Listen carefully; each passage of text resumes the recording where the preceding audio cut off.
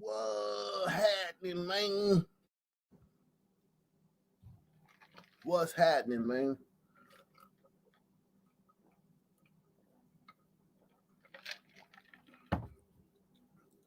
What's happening, man?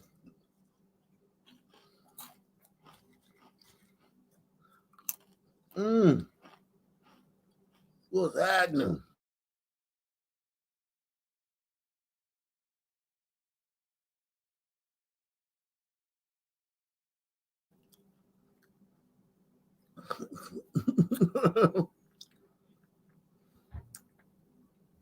Yeah, man.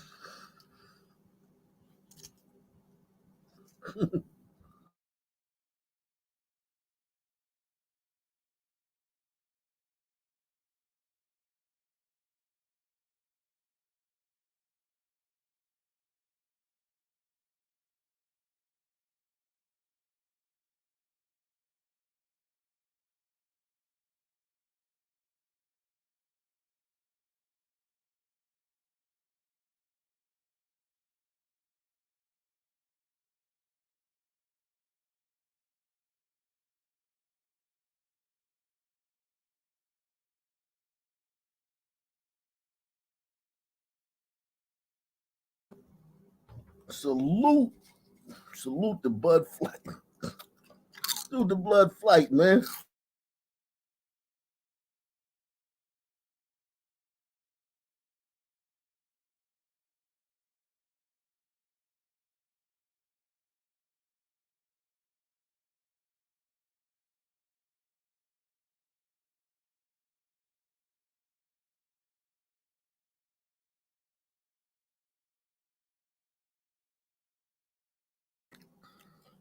Man, man, man. Mm, mm. I tell you, man.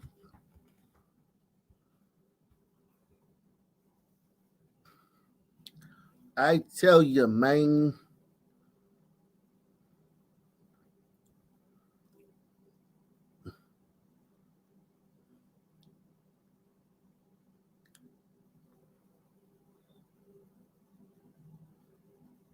Mm, mm.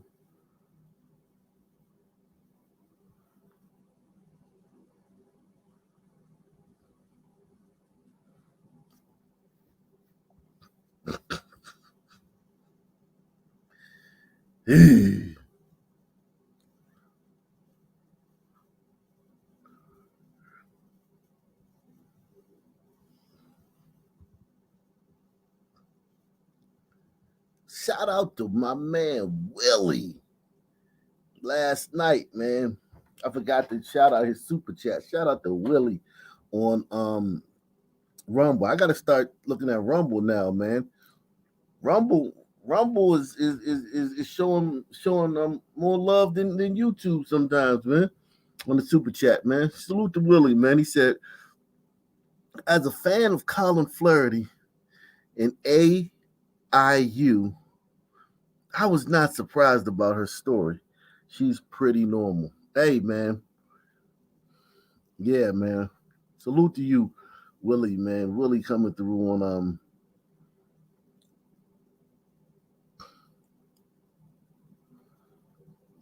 Rumble.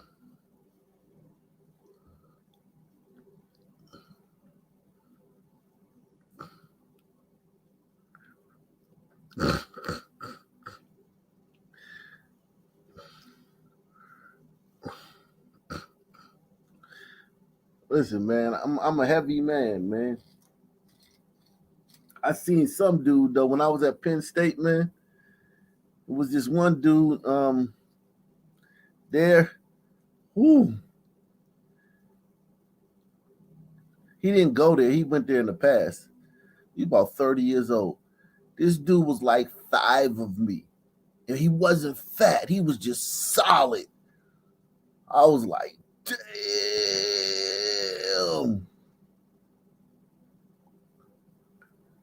I said, man, he was a big, sturdy Negro, man. That nigga had to weigh every bit of 450, man. Every bit. And he wasn't fat.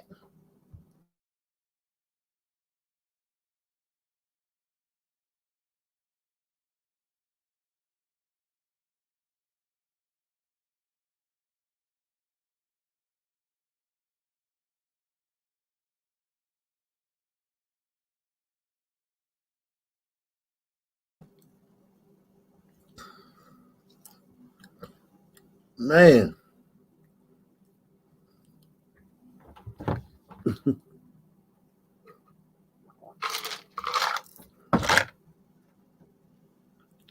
Black America.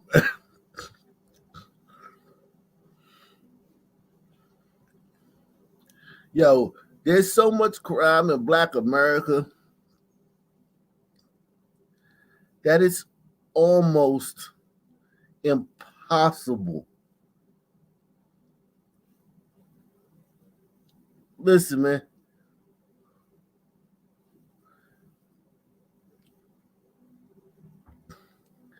it's almost impossible to cover all of Black America.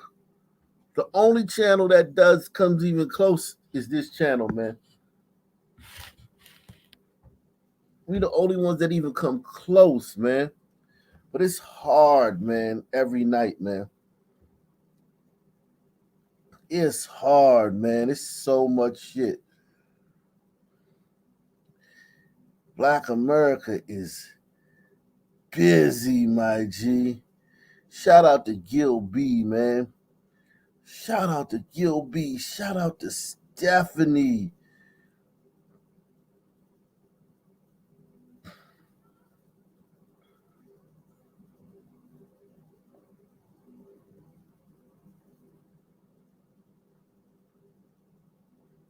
Shout out to Eric S. Yeah, vote for Senator Mack, man. Senator Mack. She make him clap. Vote for Senator Mack. She can make him clap. Make him clap, like they make him clap to this. Make him make him clap to this. Salute to Tierra Mack. She can make him clap. Hold on 1 second, y'all.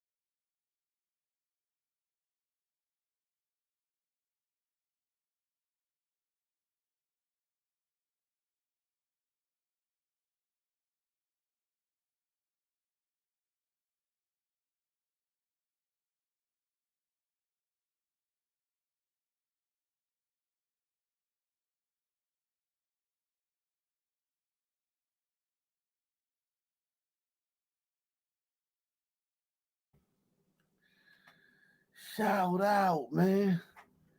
Salute. Shout out to everybody out there, man, in YouTube land, man. YouTube Landia. Damn, we lost like 10 fucking viewers and I went to the fucking bathroom. Shit. Them motherfuckers don't see me on the screen. They out of here, man. Ugh. But salute to everybody, the early crowd, man. The people that show up early, man. Let me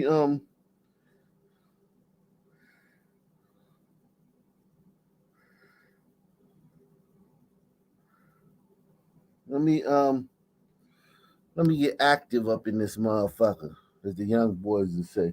Let me get active, y'all. Let me get active up in this motherfucker. You know what I'm saying? We active, man.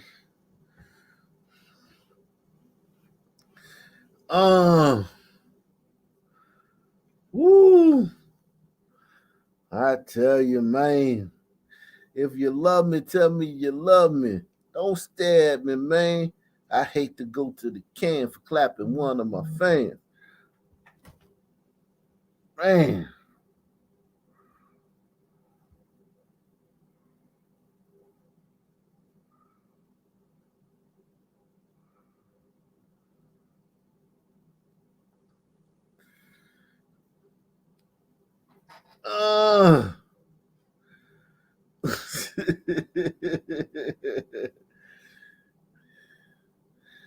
Let's go ahead and get it cracking, man. Whew. I tell you. No, ain't nobody loves me better than me. Makes me happy. Makes me feel this way. Ain't nobody, you heard? And we start with new details. Ain't nobody doing it like Black America. You heard me? We ain't in the trenches. We are the trenches, man. Y'all can't fuck with us, man. We the best. We the best. We got superstars fighting each other. We don't even have like low budget rappers fighting no more, man. We got icons, legends. Shit. Prince, it'd be like if Prince and Michael Jackson was fighting, man. Prince got jumped by Michael Jackson's entourage and shit. We different. You heard? We different, man. We will get into Usher, man, and Chris Brown, man. But first let's warm it up, man. Let's see what's going on today in Black America, man. Or let me just say this, Blackistan, man. Let's see what's going on today in Blackistan. It's poverty, man. It's poverty, all right. Shit, they turned into a food desert. They scared away all the jobs. They scared away all the restaurants, the stores. Can't nobody get a job. It's poverty, all right. And we start with new details in the investigation into the weekend murder of a Chicago police officer. Nate Rogers is live in Avalon Park with the very latest for us. Nate? Yeah, that's right. Anthony and Natalie. Fox 32 has confirmed with sources that multiple persons of interest are being questioned right now by Chicago detectives in this case. Take a look at your screen. The city releasing the officer's police photo about 2 hours ago, also officially determining her death as in the line of duty. A 3-year veteran of the department assigned to the 5th District on 111th. Now, she was on track to receive her master's from Loyola University later this week. SWAT teams were seen last night at 76 and Bishop after a man barricaded himself inside a home there. Sources telling Fox 32 he's among the persons of interest being questioned in this case. 24-year-old Ariana Preston was... He barricaded himself in the home. Why he just come out and say, hey, what's going on? Oh, nah, I ain't kill him. I ain't kill that lady. Come on, let's go down to the police station, man. I'll tell you everything I know. I wasn't there. I have no idea what you're talking about. Why did he barricade himself in the home, man? Can somebody in the chat help me out? Why did this guy barricade himself in the home? Why didn't he just come out and say, what the hell y'all talking about? I ain't kill no cop. Oh, I was here, right here. You want to see my phone? My phone got my location on it here. You want to check? Put my phone into your little machine and see. I bet you to show you I wasn't over there. Show him up.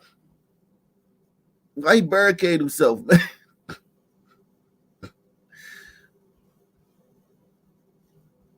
In this case, 24-year-old Ariana Preston was killed right in front of her own home overnight Saturday after just getting off of work, according to police.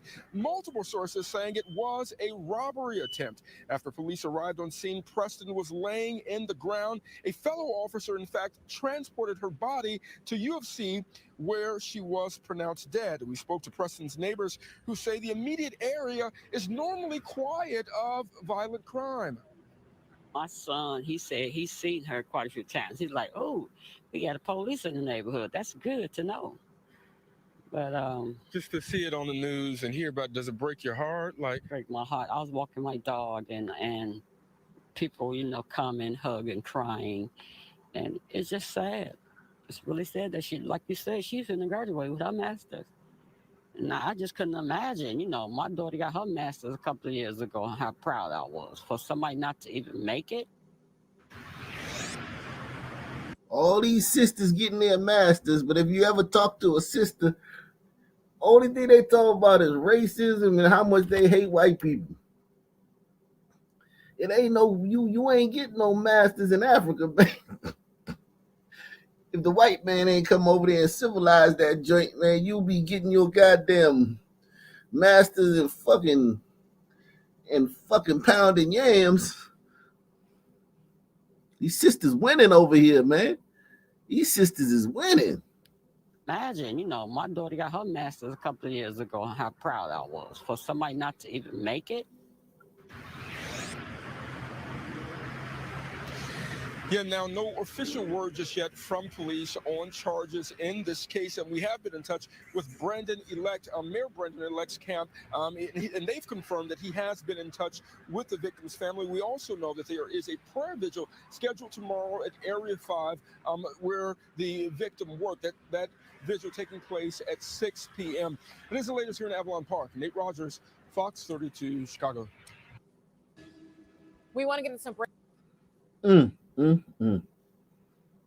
Killed that sister, man. Good afternoon. I'm Erica Sargent. Great to have you with us. I'm Joe Donlin. It has been 2 days since the Chicago police officer Ariana Preston was shot and killed in front of her home. Now we're learning at least 4 people are being questioned. We have live team coverage, including a deep dive into why there was a half-hour delay in the police response. But first, our Charlie DeMar with new details on the investigation and an interview you'll see only on 2. Charlie. He said not a tear from Nate. Good. Nate always sound like he about to cry. They got that voice like he about to cry. And Joe and Erica, some of those suspects were arrested in the backseat of an Uber Sunday night. And there's a lot to sort through here, as some of these murder suspects are also linked to at least one robbery that happened right before the shooting. As for that Uber driver, he was not physically hurt, understandably. He was shaken up, and he explains to us how it all unfolded. This video, taken by an Uber driver who doesn't want to be identified, shows the moments after 2 of his passengers were taken into custody Sunday night around 7:30. Police reports say at least 1 passenger was wanted in connection with the murder of Chicago police officer Ariana Preston. A gun was recovered, and it's unclear if it's the... Caught them boys with the murder weapon. And they're going to go to jail. And let me tell you white people something. They'll be fine. This is the thing that a lot of people don't understand about these type guys, man. They not like you, where jail is some big scary place where as soon as you get arrested, you thinking about somebody raping you and shit like this. These niggas look at jail differently than you. Press 1. Press 1, man. These niggas look at jail differently than you. When they think about going to jail, they not thinking about getting raped and shit.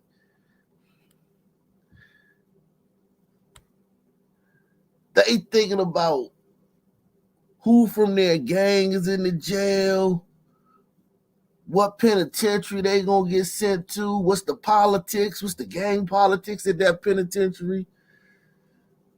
They appeal, can they appeal, how many times can they appeal? They different, man. They been to jail before. They been to youth homes and juvie and all that shit, man. I'm not saying they want to be in there. I'm not saying that they want to be in there, especially not for killing a cop. But I'm saying they gonna be fine. This is their new reality. They'll adjust and they'll make lemons out of lemonade.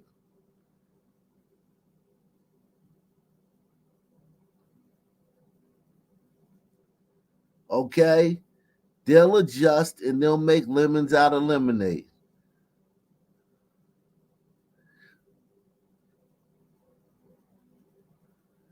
They'll be fine. Also, here's the other part that a lot of people, well, y'all know this because y'all here, but and make sure you hit the PayPal Cash App Super Chat, man. We going in tonight, man. Let's get 10 newbies on the board for the PayPal Cash App or the Super Chat. Let's get 10 newbies, man. 10 people in our nation to bust your cherry on that Super Chat, that PayPal, that Cash App, and that Super Chat. We need 10 newbies to bust their cherry on that PayPal, that Cash App, and that Super Chat, man. Listen, man. These guys are going to be in prison anyway. They were on a robbery spree. Let's just say they didn't kill this beautiful young lady, this beautiful cop. Even though this is a terrible picture of her. She looked crazy in this picture. I know she mad as shit. I know she rolling around in her grave like, why are you showing that picture? But she's a beautiful woman, man. She just took a bad picture, man. Listen, man. Had they not killed her, they go in jail for something else. Press 1. If they didn't kill her, they would have gone to jail very soon in the near future for something else. They're engaging in high risk, reckless behavior, criminal conduct, brazen criminal conduct, high risk, reckless behavior. Brazen criminal conduct and high risk, reckless behavior.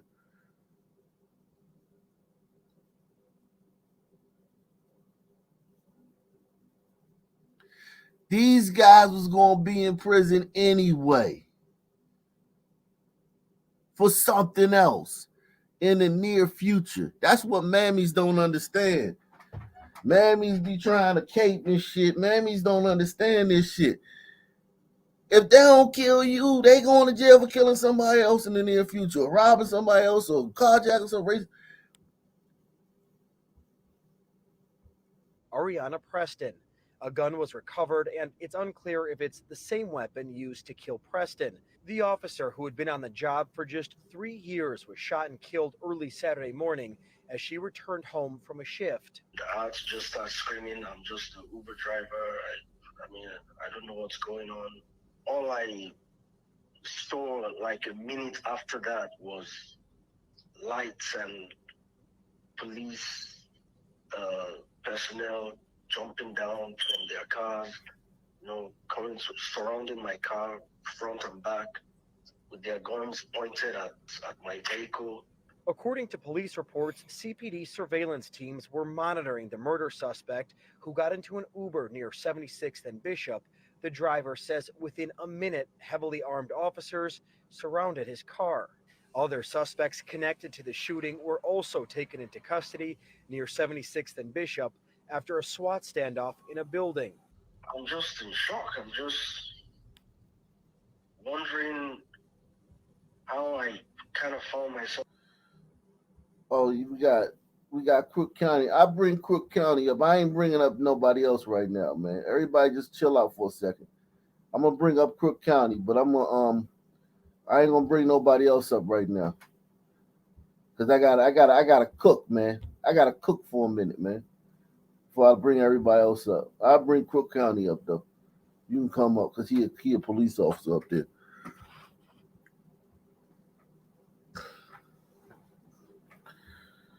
Yeah, man.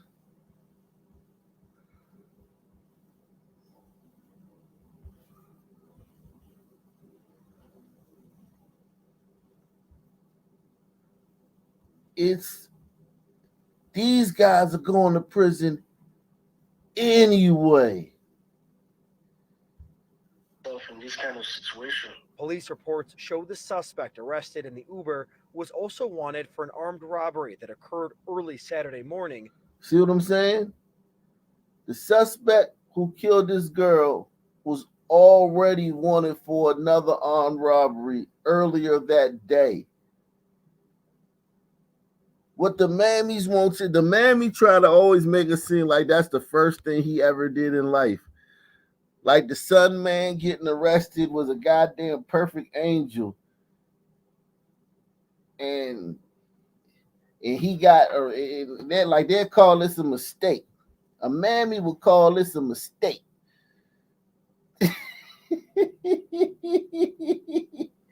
He made a mistake. This ain't no fucking mistake, you fucking mammy bitch. This was done on purpose, man.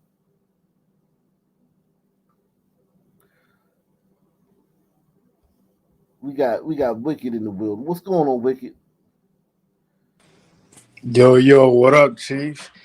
Yo, that that neighborhood that she was killed in. I mean, I've heard it wasn't that bad, but I think it's dangerous. It's the Stand, and I know at least 5 Avalon motherfuckers from Park? right there.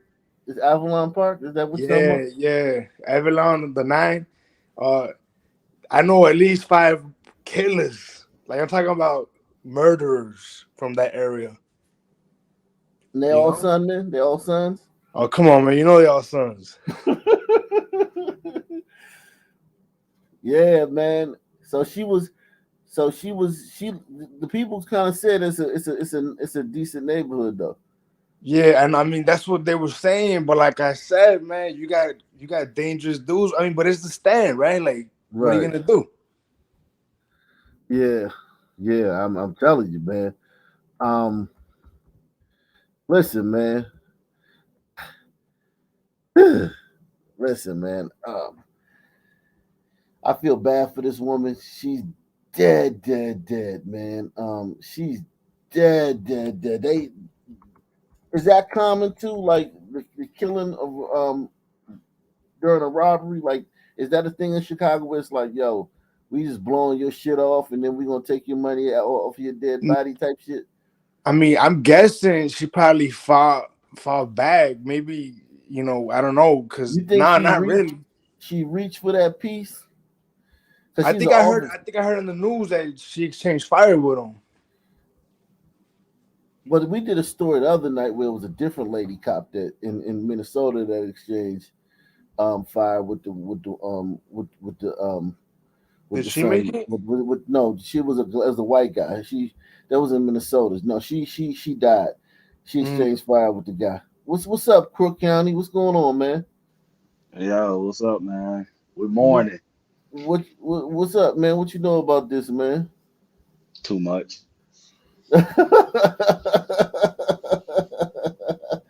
What can you tell us, man?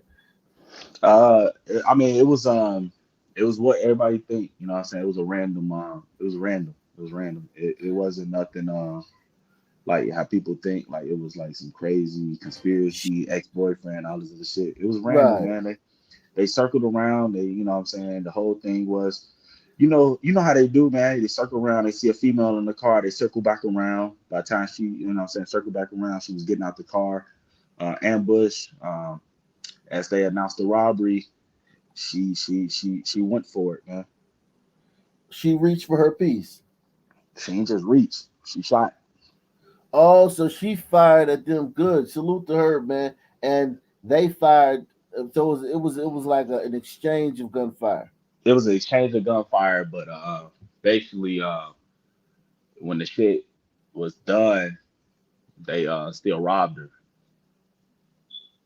Oh wow! Did they stand over her? I'm not sure if they did all that, but I know they ended up taking the pistol and the badge. They took her pistol and her badge, Yeah, and They that they was recovered. yeah, yeah. That shit was recovered, man. Woo! So their boots are smoked. they Man, they so much. must have argued because they shot her point blank in the face. I heard in the They news got it in the back of the head or something. I think Oh, at point blank, so they were probably not it's happy it's about the horrible. It's change. horrible. It's horrible. no protest though, right? Nah, ain't no be no fucking protest. But this the best of us, right? The best of us have been taken down by the worst of us. No Yeah, protest, no nothing, no national coverage, no coverage outside of Chicago. I haven't seen this Nah. on not news even. stations outside of Hey, Chicago. it's worse. It's worse than what you think it is. What you mean? This situation is worse than what they portraying Oh wow, it. Yeah. wow. Hey, I call me crazy, bro, but I do believe that Black lives do matter, brother. But evidently, Yeah, evidently. This Shades girl was literally the best of us, man. Yeah, I know. That's why I'm trying to give her a light, man, because you know, very few channels. I seen Chaotic Truth did something about it earlier today, but I haven't seen a lot of people talking about this woman. Black people are terrible people. Black people are just black people are just bad people. They just don't care about people This unless is they're degenerate. this is literally the best of us, bro. She did everything right, bro. Did Everything everything right. right. Everything right. Everything right.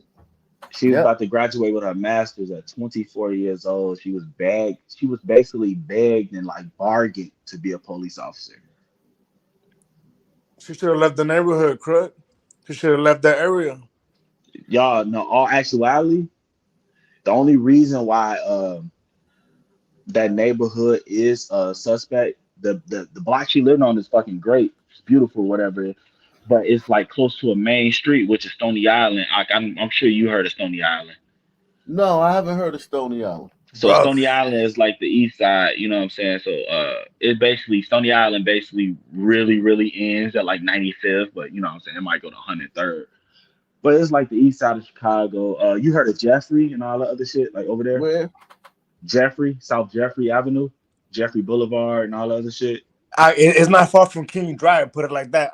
Oh, So so King the Drive. busy Yeah, I know that. streets, the busy streets go Jeffrey, Stony Island, Cottage Grove, and then King Drive. So each one is like 400, which is like four city blocks away from each other. So you got well, yeah, it's supposed to be four. So it's 400 east, 400, 800 east, 1600 east, whatever it is. So about eight city blocks away from each other, right? So just going further away from each other. So Stony Island is next to Cottage Grove, which is like 8 blocks, and then King Drive is 8 more blocks away. Wow, bunch of goddamn savagery. There's But nowhere to this hide one, though. yeah, but this one is like so it's on Blackstone and it's on like an angle or whatever because it's like separated by Angle Street, like Anthony and all the other shit. Mm. So this block, this area is actually pretty quiet, pretty chill, but it's close to that main area, that main strip. So they hunt. This is hunt. This is That their hunting ground. This is hunting ground. Yes, you Yeah, got it. yeah. Hunting This ground. is their hunting ground. Those Yep. cribs are nice. Those cribs they're very nice. They're bungalows, right? Yeah. Yeah. So it's a historical bungalow area. Yep. Salute to my man, Marcus Wall. He says for the best news coverage in the game. Yeah, man. Salute, man. We still trying to get 10 newbies on the board, man. She did not deserve this. That's what friends and family are saying about Chicago police officer Ariana Preston, who was shot and killed over the weekend. Tributes to Preston are all over social media this afternoon. CBS 2's Marissa Perlman is live at Loyola School of Law, where Officer Preston was set to graduate. Marissa? Well, Jim and Maria, just 24, Ariana Preston was set to graduate with her master's from the School of Law here this coming Saturday. Although she had just ended her shift, her death is now being ruled as killed in the line of duty, and her funeral will come with full service honors. Officer Ariana Preston's last post on Instagram just 2 days before she was shot and killed outside her home in Avalon Park. Here, pictured in her cap and gown, ready to celebrate her graduation from Loyola University with a Master's of Jurisprudence from the College of Law. She graduated too in 2019 with a bachelor's degree in criminal justice and law enforcement administration from Illinois State University. She went to UIC College Prep for high school. Alumni staff there say she was a beloved student, a cheerleader, a student leader, and a spirit of light by those who knew her. On social media, a friend describes her as a humble, dedicated, helpful, sophisticated soul. This loss hits home for the wife of Chicago's top officer, a former police officer herself, Supervisor Saida Carter. She coached Officer Preston's high school cheerleading team. Too upset to speak on camera, but in a message she writes, "I did everything I could to always keep the police in a positive light with the kids. My heart is hurting. My children spent time with this beautiful young lady, but I'm also angry." The officer of 3 years had just completed her shift in the 5th District on the far south side and was heading home at the time of the shooting. Chicago Police Department now confirming Officer Preston was killed in the line of duty. She will have a full honors funeral. Officer Preston's family tells us they are not yet ready to talk about her death. Her funeral information is not yet available. We do know there will be a balloon release in her honor at the 5th District Police Station tomorrow at 6 o'clock. We're live at Loyola. Marissa Perlman, CBS 2 News. Thank you, Marissa. About that off-duty Chicago police officer who was shot to death this weekend on the city's south side. The 24-year-old had just finished up her shift and was heading home in Avalon Park early yesterday morning when she was killed. NBC5's Christian Farr has an update on the investigation tonight. Chicago police detectives are continuing to investigate a case that involves the death of one of their own. Many outside of the department are trying to help, including a community activist. And the fact that somebody would just come grab her life just like that, they need to be put to justice and held accountable immediately. What do you think about this guy? What do y'all think about this guy? He's a fucking clown. Yeah, Nah, he's he is. evolving. He's evolving. Oh, really? No, he's evolving. He's You getting know how red pill. He's getting red pill. You know where I first seen him, right? He was when I actually broke the Kanika Jenkins story, but he was one of the main guys at the beginning of Kanika. He was awful. He was awful then. Yeah, he was. I mean, he was literally outside of the Royal Crown hotel. Crown Plaza, the Crown Plaza. Yeah. Justice. Yeah. No. But what I will say, like, hey, not gonna lie to you, this last election, when he basically endorsed Vallis, the mayor, the white guy. Yeah. This motherfucker's getting red pill, bro. He's starting to figure out the mob that you got to be with the not mob 110%, and he ain't with that shit. He changing. Yeah, but this is that shit. no, me neither. But this is Chicago. None of that matters at the end of the day. Yeah. But the one thing that I can't stand about this clown, and I think he's a fucking. I would tell him he's a fucking clown. I see him regularly disrupting Chinese nail salons when they're trying to stop people from walking out from paying the bill, Right. and they're in there, giving them hell. Sometimes fucking vandalizing man. Get the fuck out of here, dude. Yeah, I don't think you can I don't think you can red pill guys like that. Like if it was come on, I'm telling y'all, look, I'm telling y'all, bro, this motherfucker is on the verge of not being a woke asshole. Nah. me and you both know, Ike, if somebody tries to walk out on a sister nail salon, we know what time it is. Yeah, you can't. He's a son, man. He's a grifter too, and he's Right. young, and he's been doing this for a long time. Nah, he been at it since he was about 15 years old. Yeah, He made good money off of it. He got money. No. He's a millionaire. He's a millionaire. Off of the He got grip thing. No, he got it. But I'll ask you before, you know what I'm saying, sorry. I appreciate you for covering the story. Yeah, with man. this Thank one. you, man. Appreciate it. Activist Jamal Green is offering a reward for information after off-duty Chicago police officer Ariana Preston was shot and killed early Saturday morning. Green announced the reward on social media, which he says has grown since the former candidate for mayor made that post. Hopefully a reward can get people talking. We have a code of silence in these neighborhoods. We want people to speak up. The shooting that took Preston's life happened at about 2 a.m. near the 100 block of South Blackstone. Officer Preston, who had only been on the force for 3 years, was shot and killed after arriving home from work. Near Soldier Field Sunday morning, I would like for us to pause for a moment of silence to honor Officer Ariana Preston, who was tragically taken from us yesterday. Officer Preston's name was read along with the names of other Chicago police officers who have died since December of 2021. The honor took place during the annual St. Jude March, which recognizes the sacrifice officers make to protect and serve. Eternal rest grant unto them, O Lord, and let perpetual... Yo, listen, man. Let me tell you something, man. If fucking aliens came to fucking Chicago and they was like, take us to your leader, and we was like, all right, the leader's somewhere in this picture. The leader of all this shit is somewhere in this picture, man. Yeah. They would, and then you got 15 guesses before we gonna send your ass back. They would never guess that little runt right there was the fucking leader, man. They would never guess it. You see what she blaming her fucking failure on now, right? Yeah, Trump. Yeah, racism. That's fucking nuts. She should have been on Trump. But her being the mayor, though, I would say thank you, Gladys. Yeah, facts. Make sure you hit the PayPal, Cash App, Super Chat, man. Support the channel, man. 2021.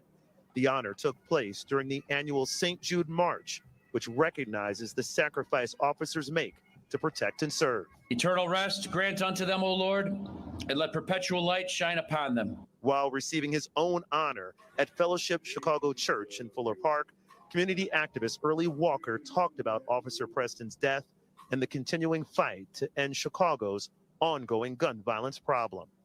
Her death is a tragic reminder of the urgent need for action.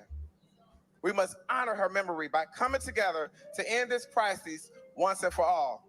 Jamal Green says that his reward has grown from $2,000 to $5,000. All right, so they caught the guys. She's dead, man.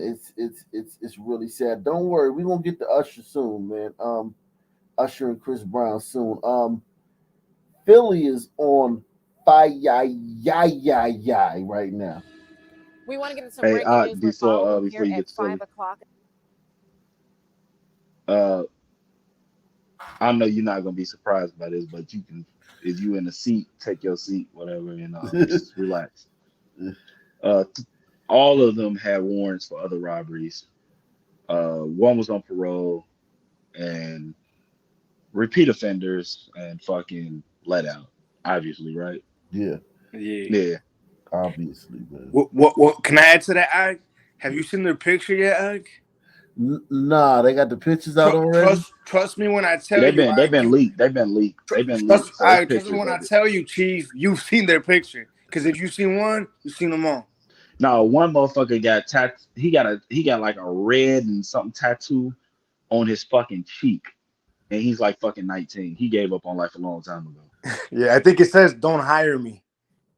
Yeah. I'm sure. It's the same. There's two of them, right? It's two dudes and two females. No. It's gonna be This shit gonna be like 8 people. Really? Yeah, it can't say too much, but it's a lot going on. Wow. Okay, we'll wait for the story to come out. Philadelphia, the Philadelphia. We want to get into some breaking news we're following here at 5 o'clock, and it involves a deadly shooting. As we take these images from Chopper 6, we're being told that 2 campaign workers were handing out political flyers and that both of the workers were armed with guns. Some type of dispute must have happened here. The preliminary information is that the 46-year-old may have pulled the gun on the 22-year-old, and the 22-year-old then shot the 46-year-old. And that the 22-year-old did stay on the scene and is cooperating right now with You can't even fucking canvas and pass out flyers for like they're putting door hangers and fucking flyers on people's fucking doorknobs and shit, and people's putting flyers on people's mailbox for like people running for city council and shit. And 2 of them, I guess, might have been working for different candidates, and an argument starts, and it leads to a fucking shooting. That's pretty deep. That's pretty lit. Yo, this is Black America. The link in the link. Let me put the link in the description box, man. But I mean, what are we talking about here, man? Jordan Neely? Are you serious? Yeah. I'm sorry. What do you mean? Jordan Neely? Yo, you got That problems. Jordan Neely shit is literally it's so disrespectful. But it's typical though. It's also typical. You got 2 black campaign workers that just smoked each other. One smoked the other one. Hey, in Salute all them. actuality, wicked though. That's not like some people leading that shit, bro. We're following You the don't wave on that Jordan Neely shit, bro. you don't think that all this, like, not even Neely, but people like him, like Tamir Rice, George Floyd, We Blake, don't that's not lead some none people? of that shit. Salute to my man Aaron, man, with the Cash App. And salute to my man on Rumble, man. Rumble stepping their game up, man. Salute to Rumble. Rob Hey, D2112 says Clown World. shout out to you, man. Shout out to you.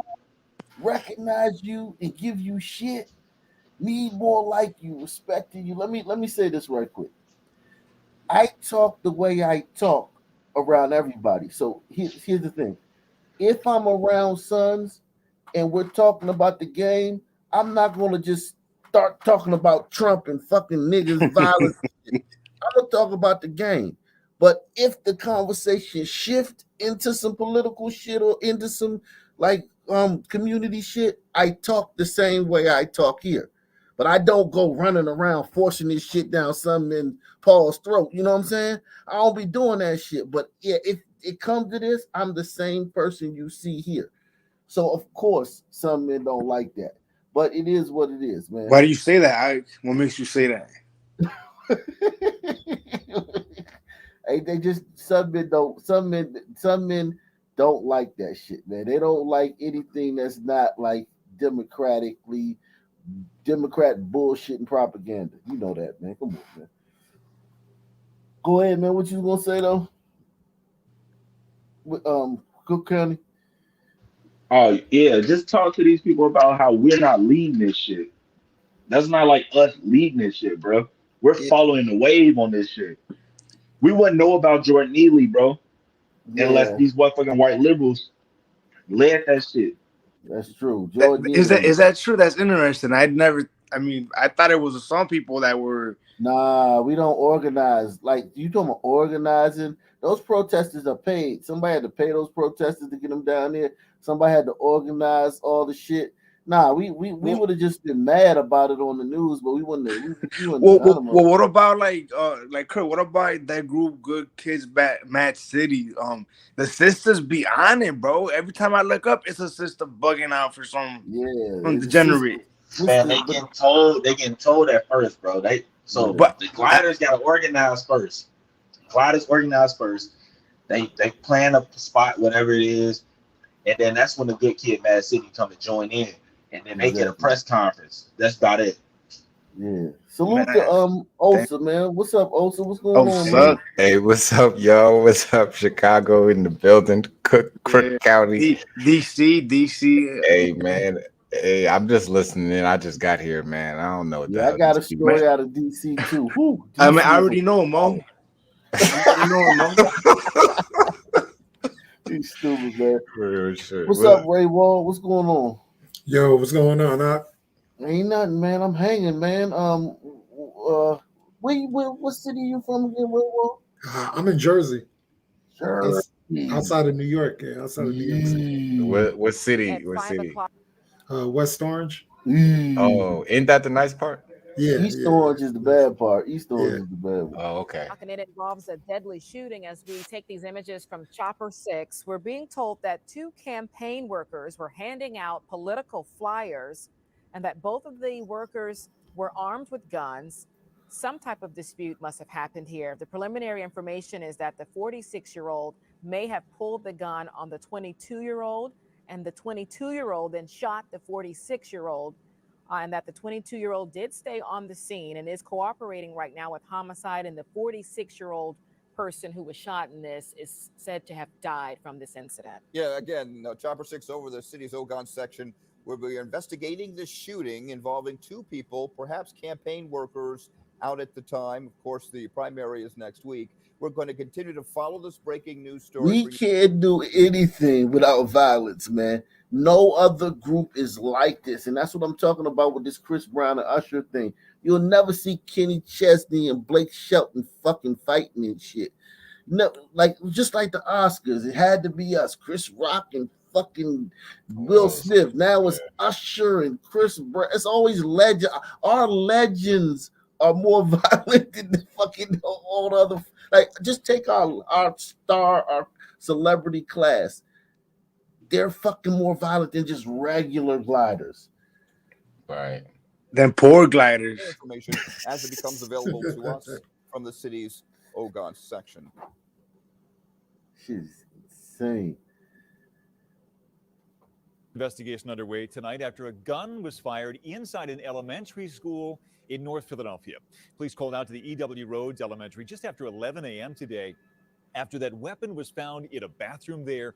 The school on West Clearfield Street was briefly locked down as investigators combed through that building. Action News reporter John Paul live outside that school tonight. And John, police do think they know who fired that gun now. Yeah, they do. They believe they know who fired the shot. They say he actually ran from the school after the gun went off. I'm here outside the school that was locked down earlier today. Police left just over an hour ago. They came out, they was in shock. They like, we don't even know what's going on. God. Philly is predictable, man. What do we know? We go to Philly. We ain't gonna see no motherfucking no cuties, no bunnies, man. We ain't see none, man. Woo! Philly, man, Philly. Just show me one. I'll take one bad baddie in Philly, man. Reese said they're out there, right? I heard Reese say they're out there. They got them. They just leave Philly. That's the thing. You ain't gonna find them in They Philly. need to stay there. we ain't never seen one. I mean, you're right. We haven't seen one. We haven't even seen one. Maybe one. And I've been doing this for a while, Jack. And they was crying or hysterical. Fear and worry at E. Washington Road Elementary School in North Philadelphia put on lockdown after gunfire inside the school. Officials tell us a 7th grader fired the gun and ran. We do have a weapon recovered. It was fired in the bathroom on the 2nd floor, and the suspect is somewhere in this school. Police had to sweep the K-8 school to make sure it was safe as frightened parents rushed to the school to get their kids. Some letting their frustration boil over. That is alarming, and so I'm not. I Now, what understand. is that? What good does that do? What good does that do to yell at the police officers and administrators? What does that do? I just don't understand, sisters, man. It makes them look concerned for lack of Good point. for lack of going to the Wow. PTA meetings, for lack of going to the board Wow. meetings and the curriculum meetings. It makes it seem like they're concerned and they want to yell at somebody to express that. That's it, man. Other than that, That's yeah. deep, man. So my theory, being out there getting yelled at, getting cursed out, is that it's that opportunity to yell at a man with a gun that can't do shit. So no bullshit. So I really think that it's their opportunity to feel almighty and have some power and yell at men. Because if they yell at a normal man, you know what happened. And if they yell at a normal man with a gun, you know what happened. Pew, pew, pew, pew. Yeah, man. Listen, man. I like that one too. There might be something to that. That may be it's a confluence of factors. But yeah, man, I never thought of that one that Osa said though, because that resonated with me because yeah, man, it's like the dad who comes up and like kicks the teacher's ass or breaks a window at the school when this kid's called up to the school. He missed 17 Christmases and 14 birthdays. Right. And as soon as he hears some teacher took his son's phone or his daughter's phone, he come up to school and want to fucking break fucking windows and fucking kick doors and shit and kick holes in the drywall. Cause it's like that's showing he cares. Right. You know what I'm saying? Yeah. Right. It's an outward display to motherfuckers that don't know him and they never gonna interact with him or her. And with some people, everything, remember, we're not abstract. So if it's not seen, it counts for nothing. Right. You know what I'm saying? Some letting their frustration boil over. That is alarming, and so I'm not. I understand the anger and the angst and that the parents are, and clearly they want their child out of this setting. It's a very traumatic experience to go through that. The chief of school safety for Philadelphia Public Schools spoke to us today. He said police had already been in contact with the suspect's parent. They're not sure why he had the gun or whether it went off accidentally. It's not normal for these things to happen, and so we can't look at it as normal and just go about our cadence of doing what's necessary. Some parents want metal detectors added, saying their kids Out of elementary school. don't want to come back. These kids not learning. They learning either how to be violent or they're scared to death. Adrian Morris has. She said it, not me. Those are facts. She said it. She said that shit. You can't put that shit on me, man. Woo, man. And at school, they learned that from the other kids, man. School, but a lot of black schools are social settings, man. And gladiator school. These kids not learning. They learning either how to be violent or they're scared to death. Adrian Morris has 4 grandkids who go to the school and a daughter who works here. She's had enough and doesn't want to keep sending her kids here. Every day the police is around here. Every day. I'm taking mines out. Now, police have not said whether they've made an arrest in this case. And Brian, I can tell you, intervention teams will be here at the elementary school tomorrow. We're going to get into Chris Brown and Usher shortly, man. Salute to Astor J. He says Cook County with the mic drop. Boom. So I think he resonates with what you said about that. Oh no, we're gonna have to get to that later. That one a little bit later. Things have calmed down a bit, and within the last half an hour, the NYPD announced and then canceled a news conference in which they were supposed to discuss today's arrests. Against the backdrop of all of this is what remains, and that is outrage over the death of Jordan Neely. Because in the year 2023, a black man was lynched on a train.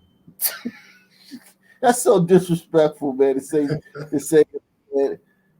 I mean, right? I mean, that's just disrespectful to people that were actually Who really lynched. got lynched? Yeah, man. Yep.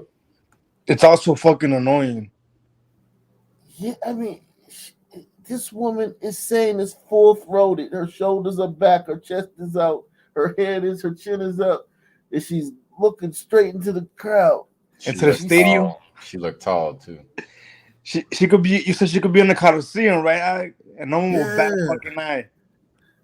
this is horse shit what this woman is saying. And this woman, if she gets murdered, if she dies a violent death, there's going to be a 100% chance that it was a Sunman. And no one will 100%. go up. And nobody will show up to her fucking rally. There will be no rally. The same shit that's going on here 2023, a black Exactly. man was with lynched the on black a top, train the girl. for the world to see. This is how Monday night's vigil for Jordan Neely began on a street corner in Soho. Speakers expressing their opinions, their outrage over the young man's death. Look at this fucking idiot, man. She's like knockout game material. She's Right. repped for the knockout She, game. Like, right. She better not go jogging with no pepper spray. man, what is wrong with this woman? She's a fucking. This woman is crazy. Right. Can you imagine for 1 second that this was the rally they did for like a 3-year-old kid or for this female officer? I myself would be confused. I'll be perplexed looking at it like, what's going on? Yeah, these They don't. people It makes no sense. Black people are terrible people. White liberals are probably worse, man. Black people, we got a lot of DNA factors that make us like this. Right. That's true. White liberals, they just like They know better. Yeah, they know better, man. It's gotta Bro, be DNA. I listen to that fucking Malcolm X shit like at least once a month, bro. He ain't Oh, lied, bro. he went on them bad. Bro, but it's the truth up to this day, like, bro. But like not full truth because he was just saying like he said like they more blatant with they shit, but you know what I'm saying, they try to confuse you and Republicans are more blatant. I think Republicans don't give a fuck about none of that shit, but right. Yeah. He's wild, bro. It's gotta be DNA act for the gliders too, man. Yeah, no, gliders have DNA. It affects them in a different way though. That makes them cucks and shit. But right. Yeah, but this woman is insane. Jordan Neely would have hog spit in her face. What is she, like Iranian or something? Over the young man's death a week ago from a fatal chokehold while on board a subway train. But just a few minutes later, this is how it ended. With multiple violent arrests in the middle of Houston Street. After several attendees refused to stop using a microphone, police said they did not have a permit to use. This vigil, which devolved into a swirl of chaos, a snapshot of the growing tension surrounding the case. And Look at him, man. Look at this fucking moron. the case and the fate of Daniel Penny, the former U.S. Marine who was on board the train and witnessed Neely acting erratically. He then put him in a chokehold, reportedly for 15 minutes. Penny's attorneys say Neely, who had a documented history of mental illness, was aggressively threatening him and other passengers. And in placing him in that chokehold, Penny never intended to harm Neely. Mayor Eric Adams asking for patience. Let the investigation run its course. I have faith in the criminal justice system. But in an interview Monday with Pix 11's Nicole Johnson, Neely's foster brother says he hopes the Manhattan DA's office brings charges against Penny. The case is now reportedly in the hands of a grand jury. I want to see a conviction, a charge. Back in Soho, He's too big to sound like that. now facing potential criminal charges of their own after initially gathering on this corner to demand justice for Jordan Neely. Justice for! Earlier today, we traveled to Daniel Penny's home in Queens. No answer at the front door. The Manhattan DA's office did not respond. They done doxed that guy that told you where he live at and shit. They fucking terrible, man. Jesus Christ, man. Yo, let me show you this. They got some more footage of the incident, man, with this fucking George Neely character, man. Yeah, it So shows him trying to save his life. How dare they?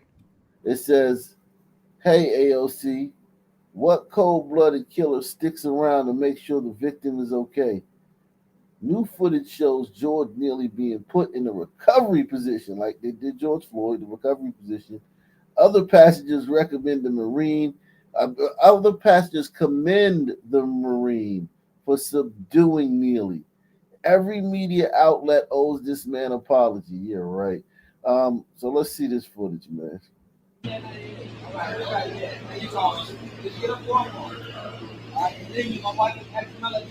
gotta help us Choco, man.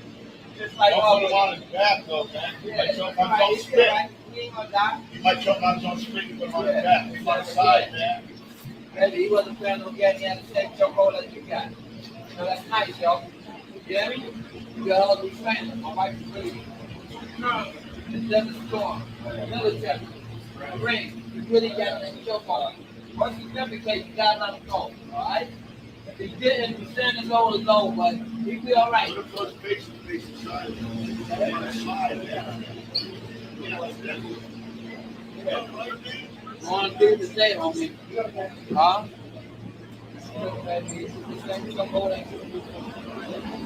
Put his ass all the way out. All right. Is he breathing?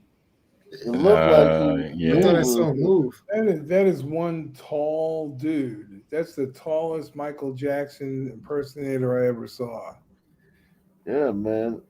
He's a big guy, man. He was punching seniors. His hobby was punching seniors, man. I hate those dudes that go around punching senior citizens, man. Well, we're about to find out whether or not he's in the protected classes.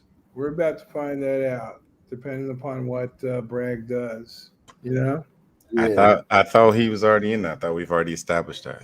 Son man with mental health issues. Yeah, definitely. Some career criminal. Yeah, career criminal, mental health issues. Mental health This issues. guy, Yeah. he was on the NYPD's top 50.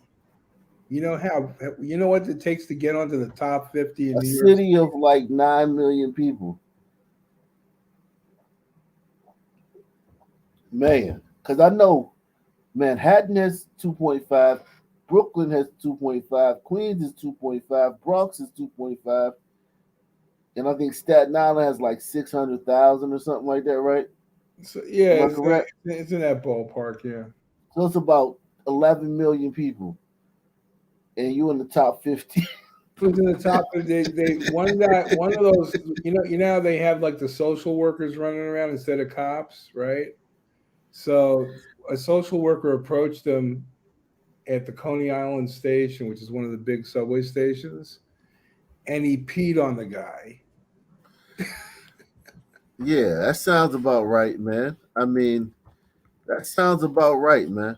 I'm not shocked by that, man. He's a bad dude, man. He's a bad dude. Shirt, yeah, rainbow. But shirt, yeah, rainbow. Angry Michael. See you, Michael.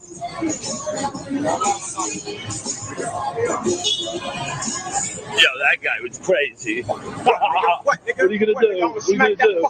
He just appeared in their face. I thought No he was bullshit. gone. No bullshit. He was over He just here. turned around, right? He literally just turned around. Like He had super speed, man. Look at that. He moonwalked fast as shit into his face. God, dog.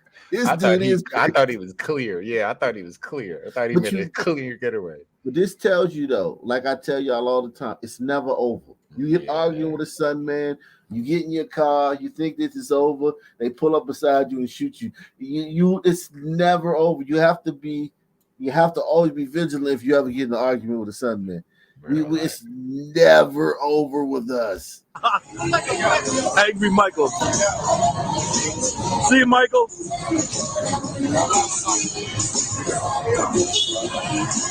Yo, that guy was crazy. What are you gonna do?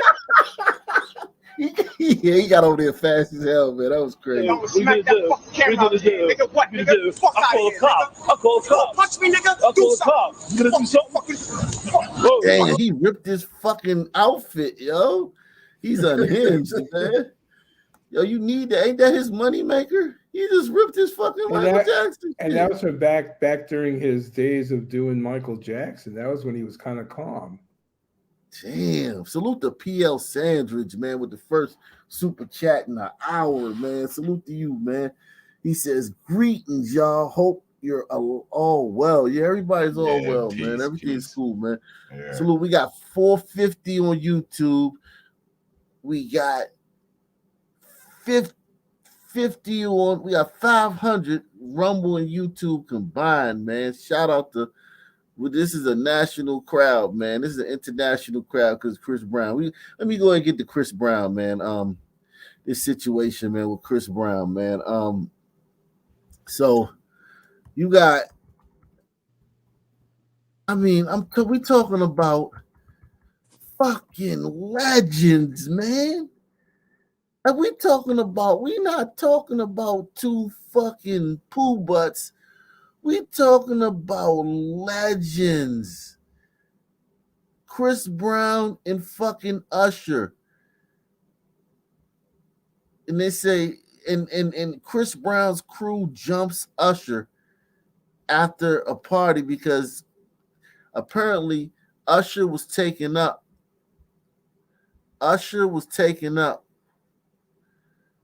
For a married woman or something like that. Yeah. Chris Brown was trying to holler at somebody who's married or something like that.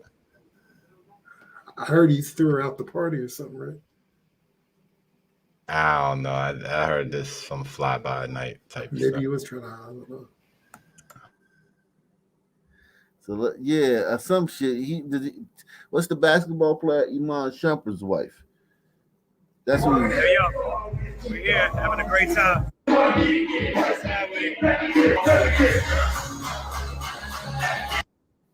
I heard I just read that he also disrespected Tiana Taylor. Yeah.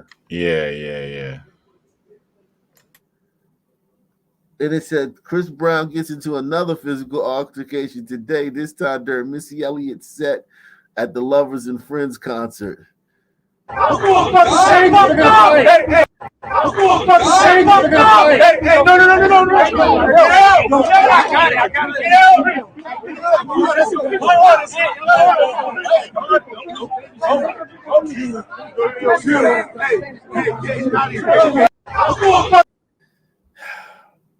old is Chris Brown now? Oh, Chris Brown's got to be 34. Yeah, he's in his 30s. Somebody tell us how old Chris Brown is. Usher is like 40, right? Oh, Usher's my age, man. Yeah, he's got to be 45, man. Yeah. 44, 45, something like that. You know, I think I don't know. I hate to say stuff like this, but I think Chris Brown may have a light-skinned complex, man. Like where he's used to being like punked and picked on, but now he's like oversensitive, and maybe he feels like he got to stand up for himself or something like that. I don't know, man. It's just weird. You know, I don't know. I mean, I don't know because you know, I don't believe in that light skin thing, man. Especially like because light skinned dudes, they don't really get like punked anymore than everybody gets it in Blackistan.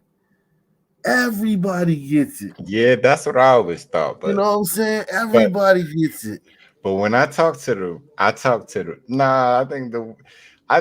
because when I talk to the sisters be talking about them like they weak. So it's like the women. Yeah, maybe with this, maybe that is true. I don't know, man. But I'm just saying. Yeah, I wouldn't know, right? Like they be getting the sisters though. Yeah, no, they get them. I know, but I'm saying like, imagine though, if the sisters and then like if they go to like in the cruise and they got to try to fit in with squads and like who I don't know, maybe they do get, I don't know, I be hearing stuff. They literally get them as in delete them. Yeah, man. But here's the thing, Usher. So some people are saying they didn't fight. Some people are saying they did fight. Da da da da da. But there was something happened. There was some altercation. They said where there's smoke, there's fire. But it's just crazy that two guys on this stature, man. You would never see two white guys on that stature resorting to a fist fight. What would be the equivalent of that? Would it be like Harry Styles? No, it'd had to be somebody older. Yeah, it'd have to be like Justin Timberlake and fucking like yikes. Like goddamn, I don't know, man. I gotta get up to date on my white artists, man. Robin Thicke or something. Robin, yes, shit like that, right? Yeah, and they both black adjacent, so they really don't count. Both of them is like, we gotta figure like two, like Ed Sheeran and fucking right. Bieber. Is it Bieber adjacent too? Kid Bieber's Rock black adjacent. Bieber's adjacent. He's too adjacent. That's true. But even the black adjacent ones don't get into shit. Yeah, they don't. Not they really. This was actually over Teyana Taylor. It was actually over her. Wow. So go ahead. How do you know this? XXL magazine. Okay, so what did they say? Hold on a second. I'll take a look. He said XXO. That's funny. I ain't never heard nobody say that. Yeah, man. That's our. Glatterman is our expert on all things. Double XL. Well, believe it or not, I don't want to let too much of this out, but I live a little bit in this world, so. Oh wow! Let me tell you something, man. You a hip hop head. Oh shit, Glatterman. Well, he probably would be at the founding fathers of. You were around when hip hop was born, right? No, well, I was around, but I wasn't into it back then. No. So why you ain't say Double XL magazine? I've never heard anyone say XXL. Because I'm tired. Yeah, okay. I think Double XL. Yeah, man. Okay, so what it says is more details have emerged following reports that Chris Brown and his crew allegedly jumped Usher at Chris Brown's birthday party event in Vegas. According to several gossip websites, including lovebscott.com, Chris Brown and Usher's fight allegedly started over Teyana Taylor. Apparently, Brown was upset at seeing Taylor at his party and wanted her to leave. Oh. Their discord reportedly stemmed from Brown's canceled performance at the 2022 American Music Awards back in November. Wow, this goes back to then. Okay, 2022 is not long. where he was scheduled to perform a Michael Jackson tribute. Okay, this all ties together, doesn't it? Taylor was supposedly set to appear in the performance, but backed out at the last minute due to other obligations. Ultimately, Brown felt that she was the main reason why his performance got canceled. Oh, okay. So it was not a love triangle. Okay, so it was some beef. And he was business. like, "Fuck that bitch." Yeah, she got thrown out. Developing right now, one person is dead, others are hurt after a shooting over the weekend happened at a lounge on South Beach early Sunday morning. That's where we find Local 10's Joseph Ojo live with the details in this case. Smoothie. And JC, police here on Miami Beach, they continue to investigate what exactly did lead up to the shooting. But what we do know is that sadly, one man did die. He did have a connection to Chris Brown. And now we know that their search is on for the person who did pull the trigger. Miami Beach police are investigating after 3 people were shot just before 4 Sunday morning at Gala Lounge off of 23rd Street in Miami Beach. The one victim out of the 3 that died, identified as Lowell Grissom, also known as Young Lo. The 3 were shot inside the busy club. Now listen to this, man. What white entertainer in their entire career has 2 fights and has one of their friends gunned down gangland style at a upscale restaurant in the entire career. This was Chris Brown's weekend. This is the weekend. He had 2 fights and a close associate was gunned down gangland style. I'm talking about at a Michelin rated restaurant. Damn. That's crazy. That's a whole career. I don't think Blake Shelton has had that in his entire career. We might be able to figure out somebody who's had that happen, but I don't know. Who? Fucking Elvis? No, Elvis, no. Nah. Elton John, maybe? Maybe Eminem. He said, oh yeah, Eminem. Yeah, okay. Maybe. But that's the non-rapper, some non-rapper's son. I don't remember Eminem getting in the fight though, but whatever. That's what I'm saying. That's a reach. That's a reach. Mac Miller? Nah. Ain't. Listen, man. This is son. We're different. We live a different existence. Completely different. After 3 people were shot just before 4 Sunday morning at Gala Lounge off of 23rd Street in Miami Beach. The one victim out of the 3 that died, identified as Lowell Grissom, also known as Young Lo. The 3 were shot inside the busy club on Formula One weekend. Singer Chris Brown posting this to his Instagram story about Lowe's death. 2 other women were shot and transported to the hospital, where police say they are expected to recover. People like Ray Breslin, the president of Collins Park Neighborhood Association, says he hopes the person who did this is caught quickly. And I found out that 3 people had been shot, which for me in this neighborhood is a shock. Yeah, but not when we're there. Like when we come somewhere, whatever stats you have about neighborhood crime.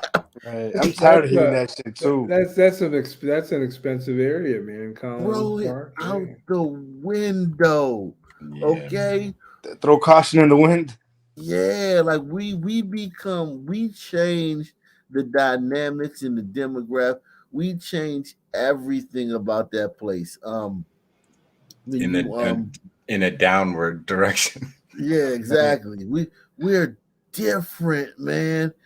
I mean, we're so much different than other groups that it's almost like we're a different species, man. I ain't even trying to be funny, man. We like a different species. I'm telling you, man, other than mating, that's the only thing we got in common. The fact that we can have babies with other groups. Everything else is different, man. No, I'm not even trying to be like controversial, man. I'm not even trying to be controversial. This guy down with Chris Brown. Chris Brown's like one of his right-hand men. You know how of all black people on the planet, you're in like the top 1 percentile. You got Chris Brown on speed dial. You're winning. And you get into some shit where some randos come and blow your brains out at a fucking upscale restaurant.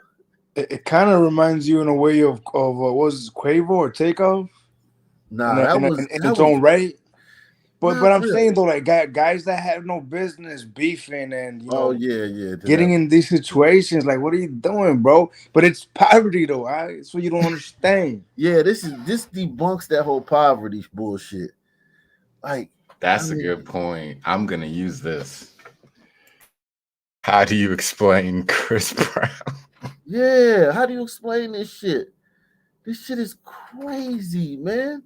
This to his Instagram story about Lowe's death.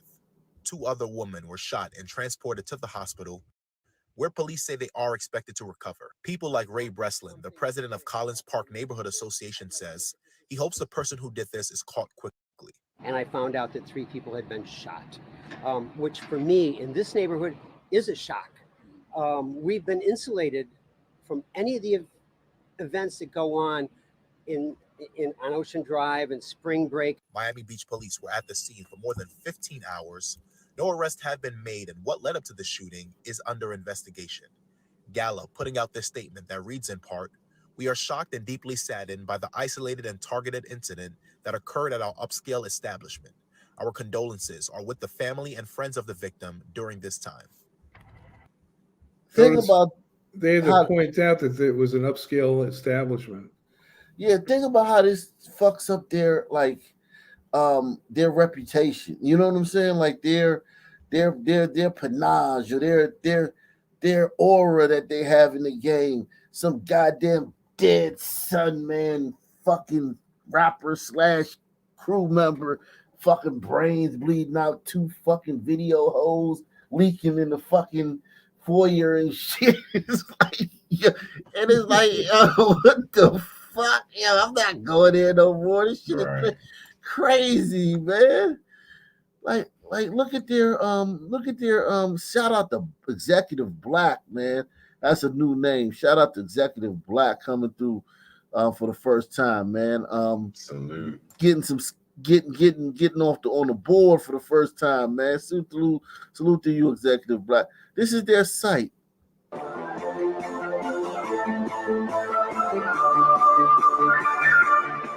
I dance, I do it for pleasure.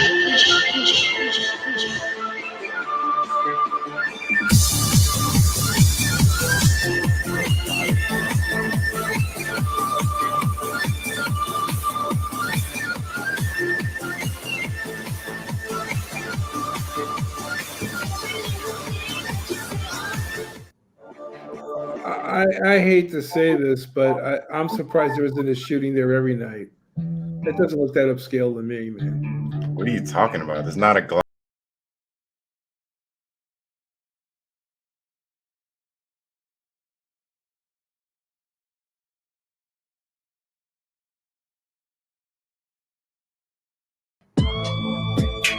No sun, people. But the music though. Yeah, the music's asking for trouble. It's a strip joint. It's a strip joint. It's a strip club. Yeah, it looks like a strip joint to me. Yeah, for sure. Think so? Absolutely. Yeah. It's not saying that it's a restaurant. It's saying it's a restaurant. Well, then You see what time it opens? It might be a strip club. This is a boring ass.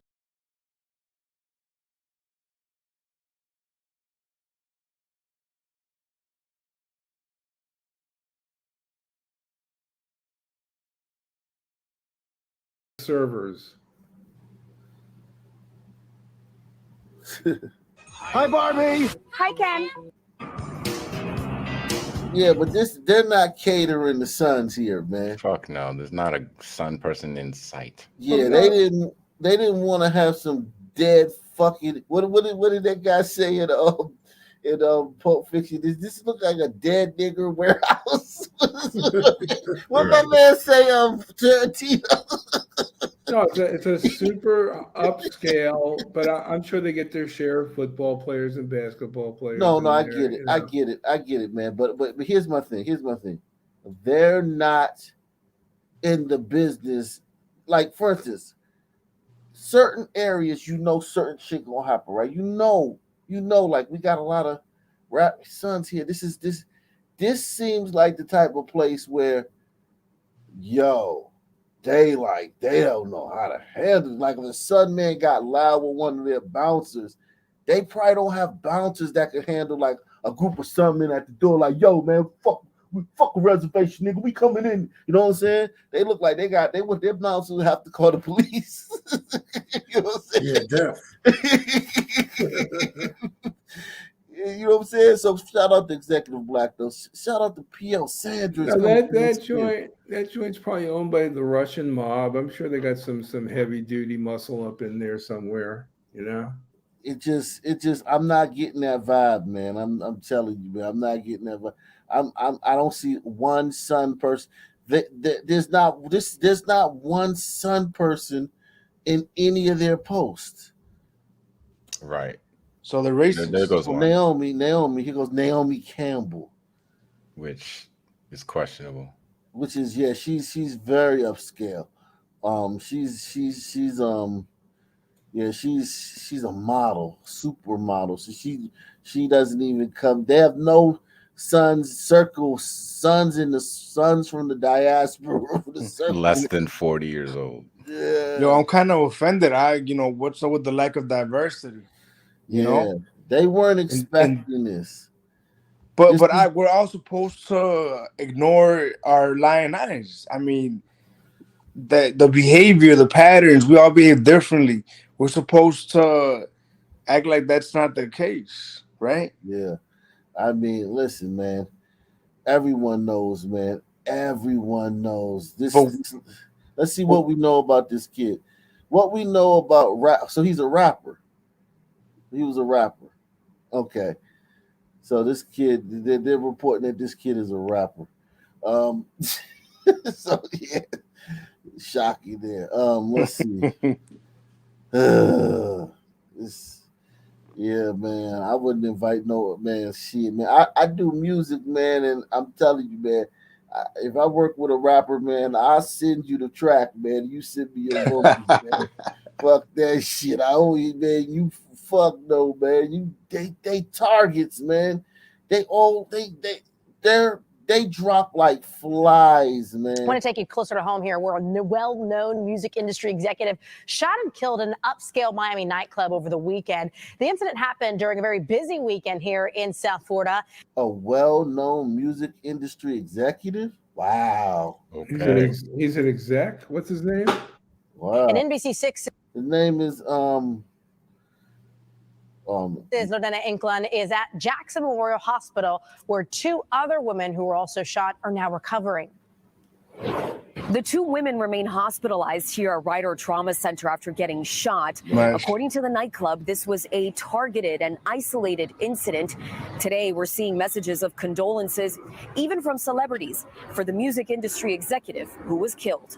Chris Brown posted this message on his Instagram Sunday saying, "Rest up, my brother," after his longtime representative and collaborator, Lowell Grissom, was killed. Lowell Grissom. Wow. So he's a rapper and a music industry executive. Yikes, sons, man. They ain't the last white music industry executive that got gunned down gangland style. Was it hold on, would that have been what's that Pavarotti? What's the one who got killed back in the day? The gay designer who got killed back in the day, got shot. Not Louis Vuitton. No, what's that? Pavarotti, some shit. Oh God, I don't know. Wasn't it down in Miami or something? Versace? Yeah, Versace. Yeah. Who killed them?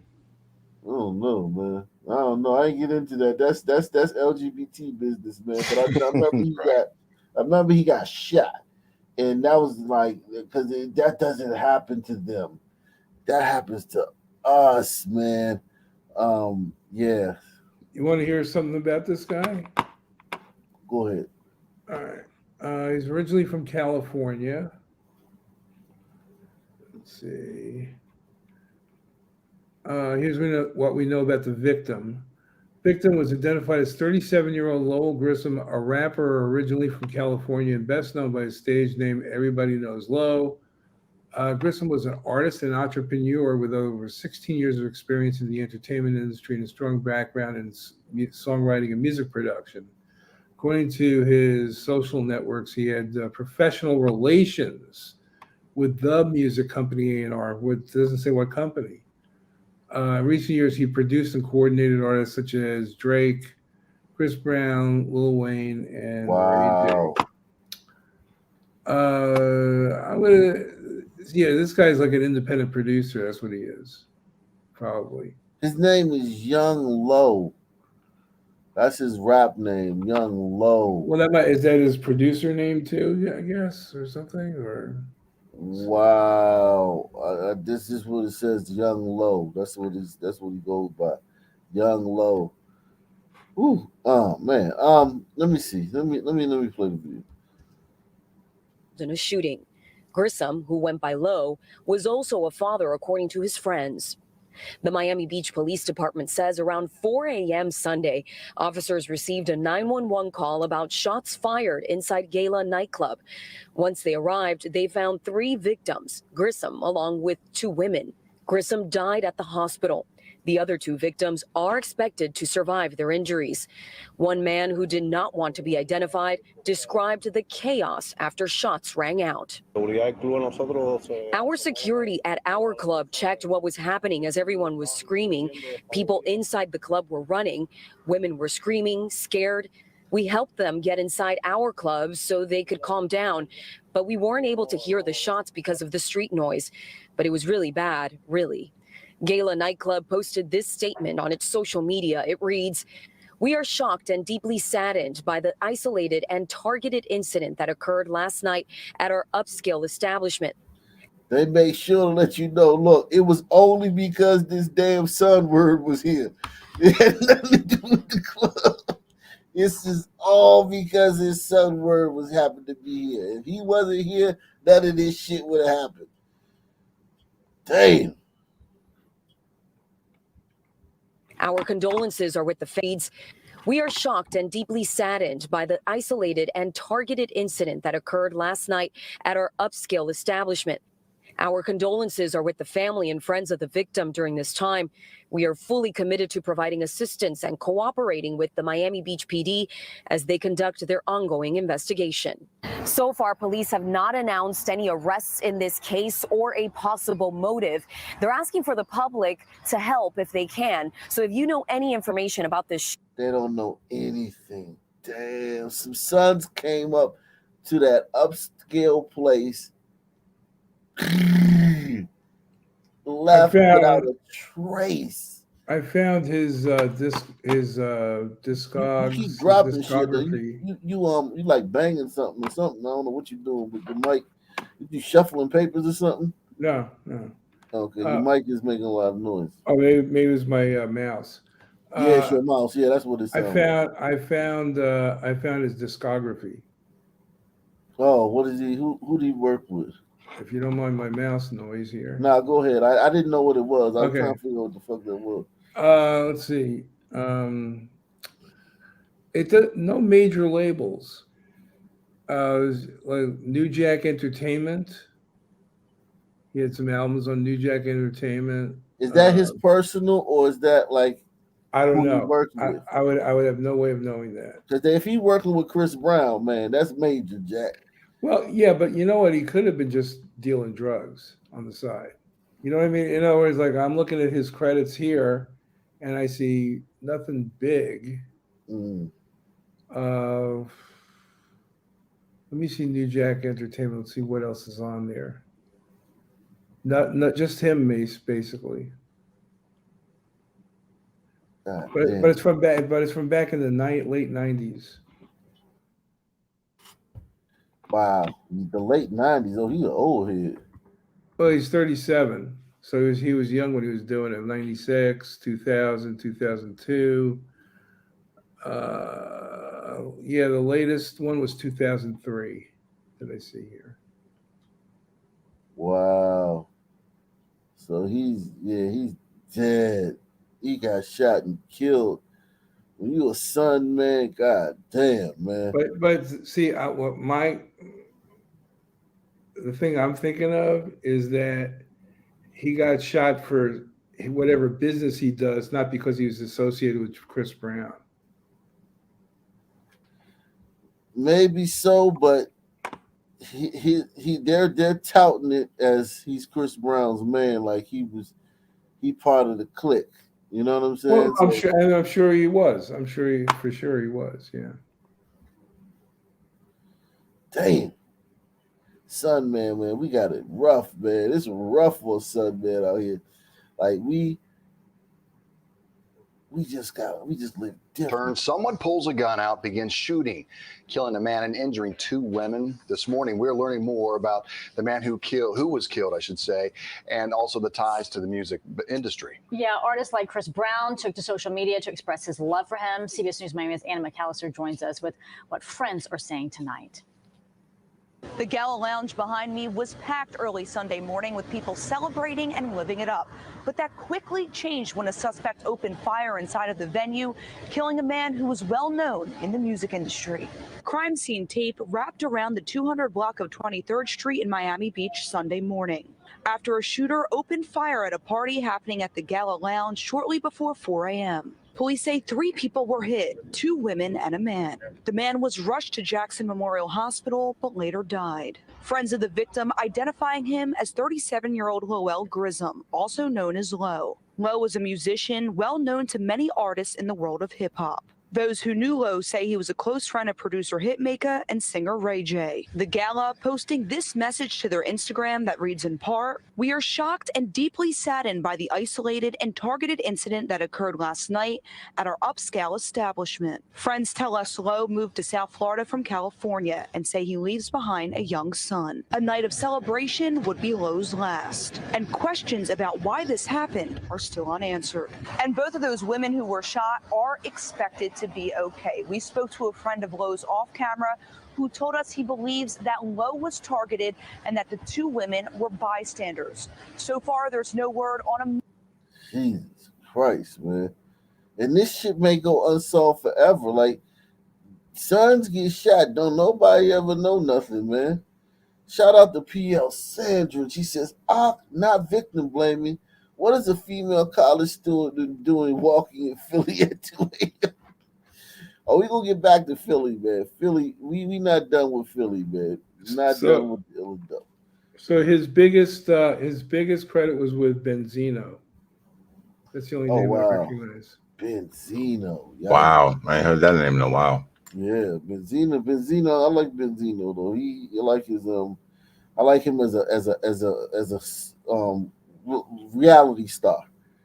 I like him as a reality star. I wasn't big on him as a rapper, but as a reality star, I like his swag, man. He's got one with Soulja Boy. Oh yeah, Soulja Boy, that's big, man. Soulja Boy, that's big. And he's got one with Ray J. Okay, let's get back to the fuckery, man. If you got any update on that son, Davenport, where a convenience store clerk is. If you got any update on that son, man, Chris Brown's buddy getting whacked, make sure you put it in the super chat or put it in the email it to me, OckNation, OckenTuneDayLive2@gmail.com. In Davenport, where a convenience store clerk is counting her blessings after a horrifying attack. New surveillance video shows the moment a man stabbed her from behind just as she was doing her job. Damn, look at us, man. We're savages. Just come in and stab a random. This woman's working, and you just come in and stab this woman.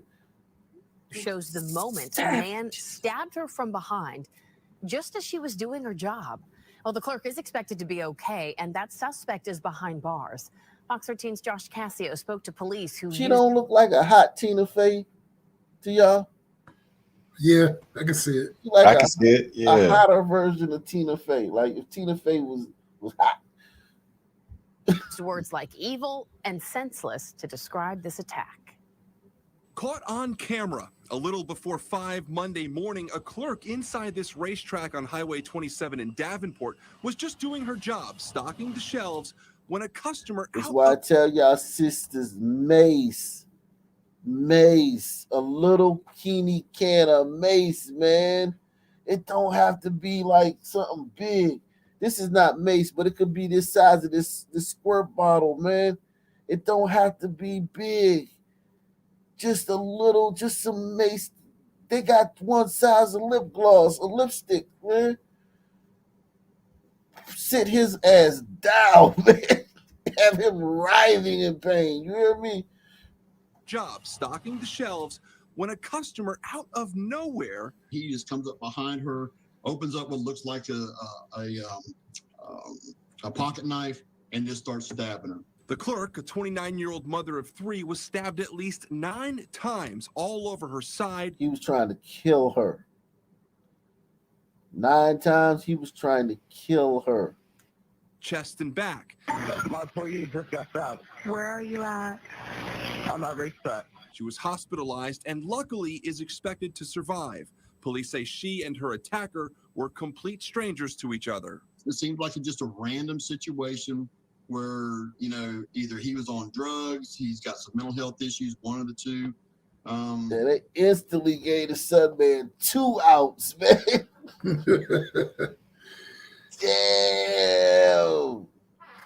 Wow. They don't know, man. They don't know us, man. And he just goes off on this girl, and for no apparent reason. Police say he is 29-year-old Mark Cassif Tucker, a homeless man from Winter Haven.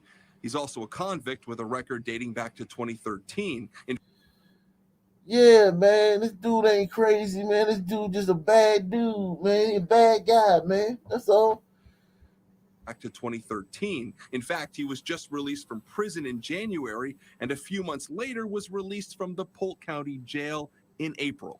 And tonight, Tucker is facing attempted first-degree murder charges, the police chief vowing to hold... This how you know he ain't crazy, right? You telling me this little 5'2" goddamn Pakistani woman is the first person he ran across that day, man? No, he passed up a couple of 6'3". He passed up a whole lot of people before he found her. A whole bunch of look. They got goons in Florida, man. This is Florida. You talking about goons? The little one with the dreads, what they call the freeform dreads. You see with the gold teeth, they everywhere down in Florida, man. You can't walk a block without seeing them, man. This dude ain't crazy. He picked this woman. He strategically picked this little 5'2" Iranian woman and shit who was working at her job. That dude that's not a sign of being crazy. Stop it. Crazy would have been if he would have ran up on some Sunmen on the corner and shit and started stabbing one of them. Polk County Jail in April. And tonight, Tucker is facing attempted first-degree murder charges, the police chief vowing to hold him accountable for his alleged senseless acts of violence. In Davenport, Josh Cassio, Fox 13 News. Make sure you hit the PayPal, Cash App, Super Chat. Support the channel, guys. We going to Chris Brown. We gave you Chris Brown tonight, man. I don't usually do that type of shit, man. I'm trying to give people what they need. She was a beloved coach, counselor, and mentor. 23-year-old Neolis Coliazo was shot and killed over the weekend. Family members tell us she wanted to make an impact in her community. CBS 2's Sade Gray is live outside the Waukegan Police Department with the latest on the investigation. Sade. Well, Joe and Erica, while a motive is unclear and no one is in custody, this deadly shooting has turned this family's life upside down. A lot of context clues. Black woman news anchor. No one in custody. Yeah, son. It just seems like a dream. A nightmare that stepfather Terry Joyner and his stepdaughter Mia Karani are struggling to wake up from. Karani got a terrifying call from her sister, 23-year-old Neolis Coliazo, Saturday night. So mom is a filthy fish. If this is the stepdad, mom's a filthy fish, and so that means the daughters might at least be fucking dirt dolphins. You know what I'm saying? That's stepdad. That's the stepdad. Yeah, that's the stepdad, man. That's why they live. That's why they're living in that crappy neighborhood, man. That's the stepdad, man.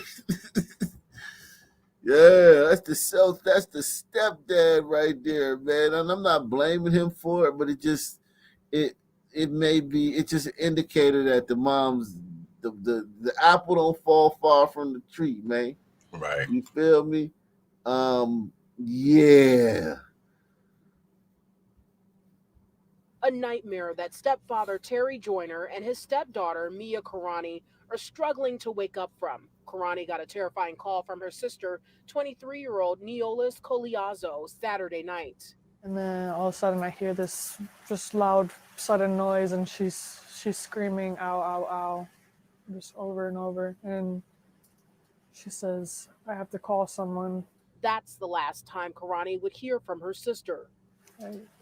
I just kept calling throughout the night and texting her, and I texted her that I loved her and I hoped she was safe. Waukegan police say Coliazo and a second driver were traveling in different directions when someone fired gunshots. That driver in the second car was not injured, but Coliazo in this white Honda Civic was shot. She was taken to a hospital where she later died. We kept trying to call her through the night.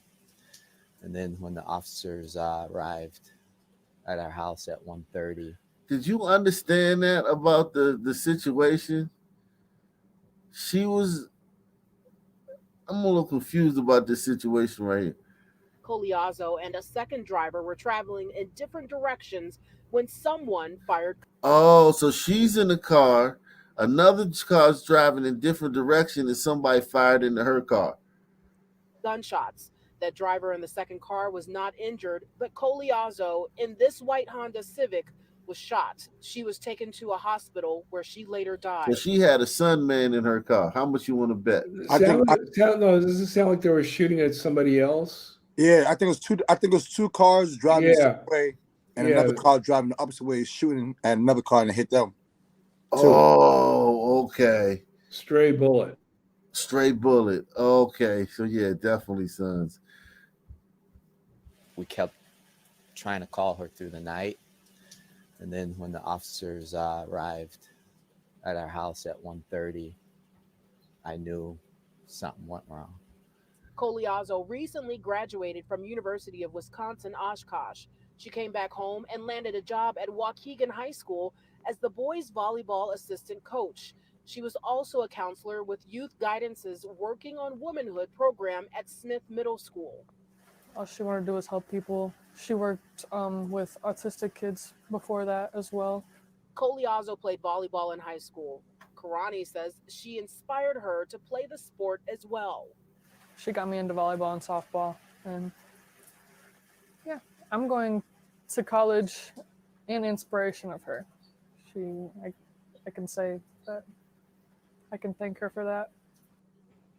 The district's mental health response team was available today for students and staff at Waukegan High School and Smith Middle School.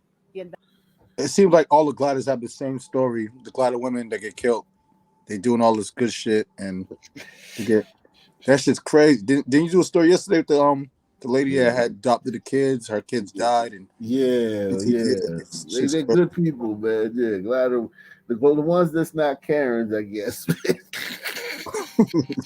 God damn. Because they're all allegedly Karens, man. If you let fucking mainstream media tell it. Yeah. Investigation is ongoing. Reporting live in Waukegan, Sade Gray, CBS 2 News. First of its kind in Contra Costa County, police in Antioch will no longer be the first responders to a mental health crisis. A new team is hitting the streets with the goal of taking on lower-level 911. This is going to be so good. These stories are going to be so good. Yeah, it's going to be fun. It's going to be endless entertainment. We did Antioch recently. That's in Alameda County, I think, right? Where that Pamela Price is the DA, right? So they got all types of savages on the streets because she's emptying the prisons. Oh my God! Listen, man, let me tell you something about this, man. A low-level call. Okay, this is the gap in their thinking, and this is why you can't let low IQ people have power. A low-level call is just a low-level call at that moment. Right. It always escalates. Yeah, when you get to a scene at that moment, it's like I'll punch a hole in the wall, and my wife is like, she calls the police. By the time the cops get there, I could have fucking done way worse than that by then. It could be a whole different situation. Real shit. This is a gap in thinking. They thinking, all right, the cops going. If the woman calls and says, yeah, he's got a gun and he shot that me, and I ran in the room and locked the door. All right, cops go to that one. Yeah, he's punching holes in the wall. All right, send the team. Send the response, crisis response team. They both are equally dangerous, man. Real shit. The one that I don't know if you remember the two cops that get killed, like just when Adams became mayor. Yes, the Dominican cops. That call was the guy's acting out, but he doesn't have a gun. And he had a Glock with a drum on it.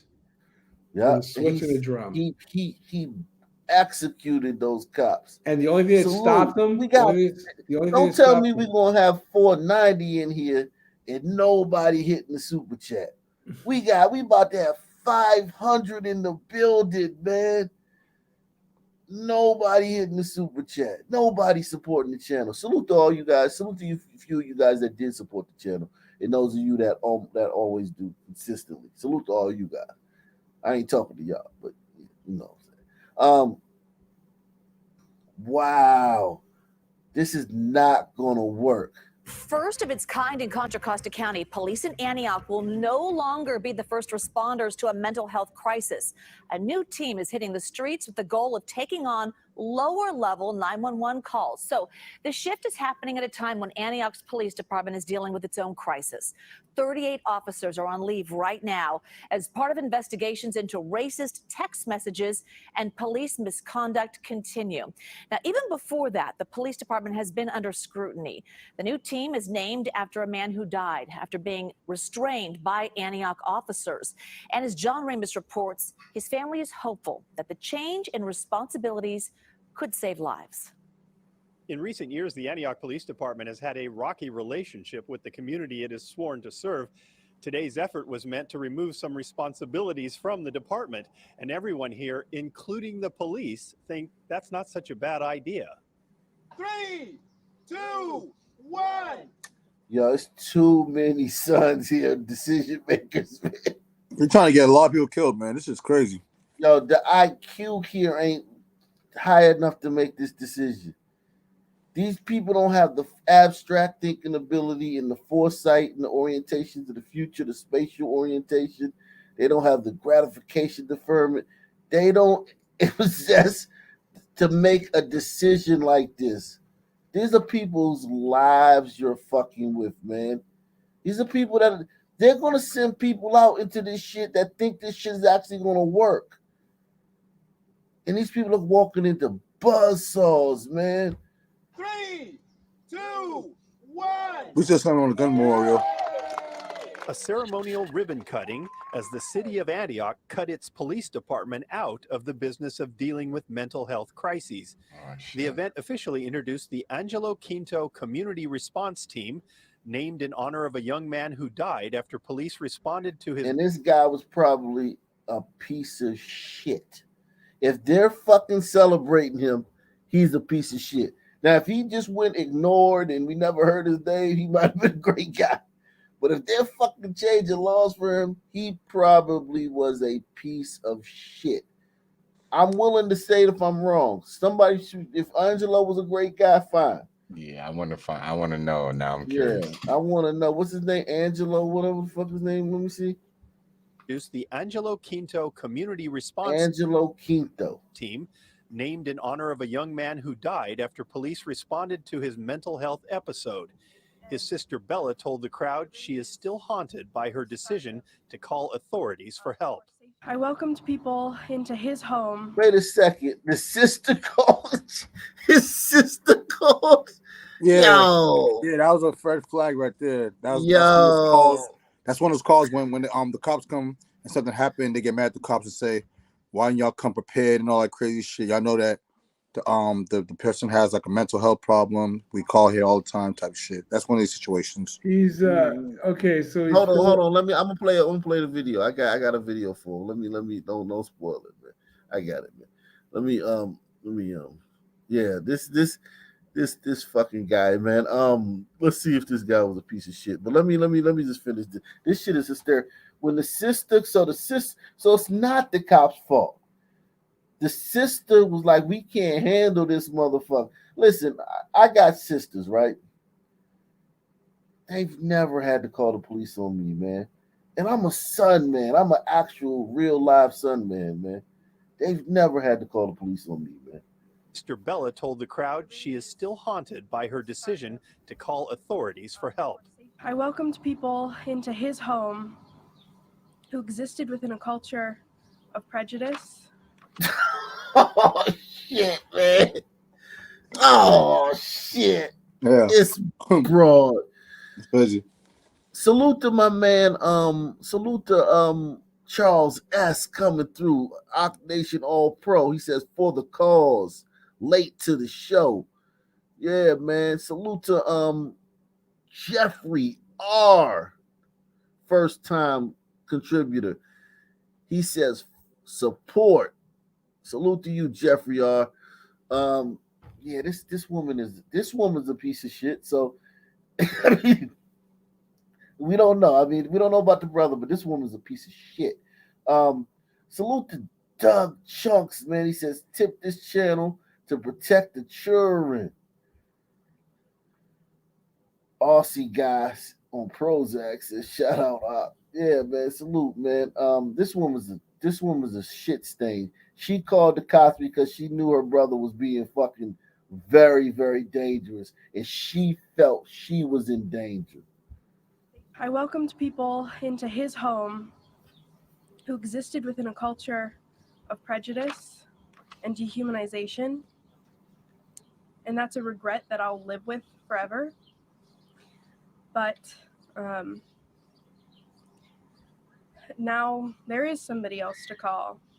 The Community Response Team, or CRT. It's called CRT, though. Why is it called CRT? That's crazy. They're gonna get these people killed. We're gonna see them on the gun memorial. Watch. Nah, not them brothers, man. Them brothers might kill somebody. Yeah, exactly. Yeah. Exactly. But here's the thing, though. They are going to get some of these people killed because, these people aren't armed. So these people are going to get shot in the back while they're running away. And then listen, man, also these people are going to kill mental health patients the same way cops killed them. Because this guy was killed by being restrained. Yeah. So this big brother right here is going to restrain some guy. He's going to kill him. It's going to be the same thing.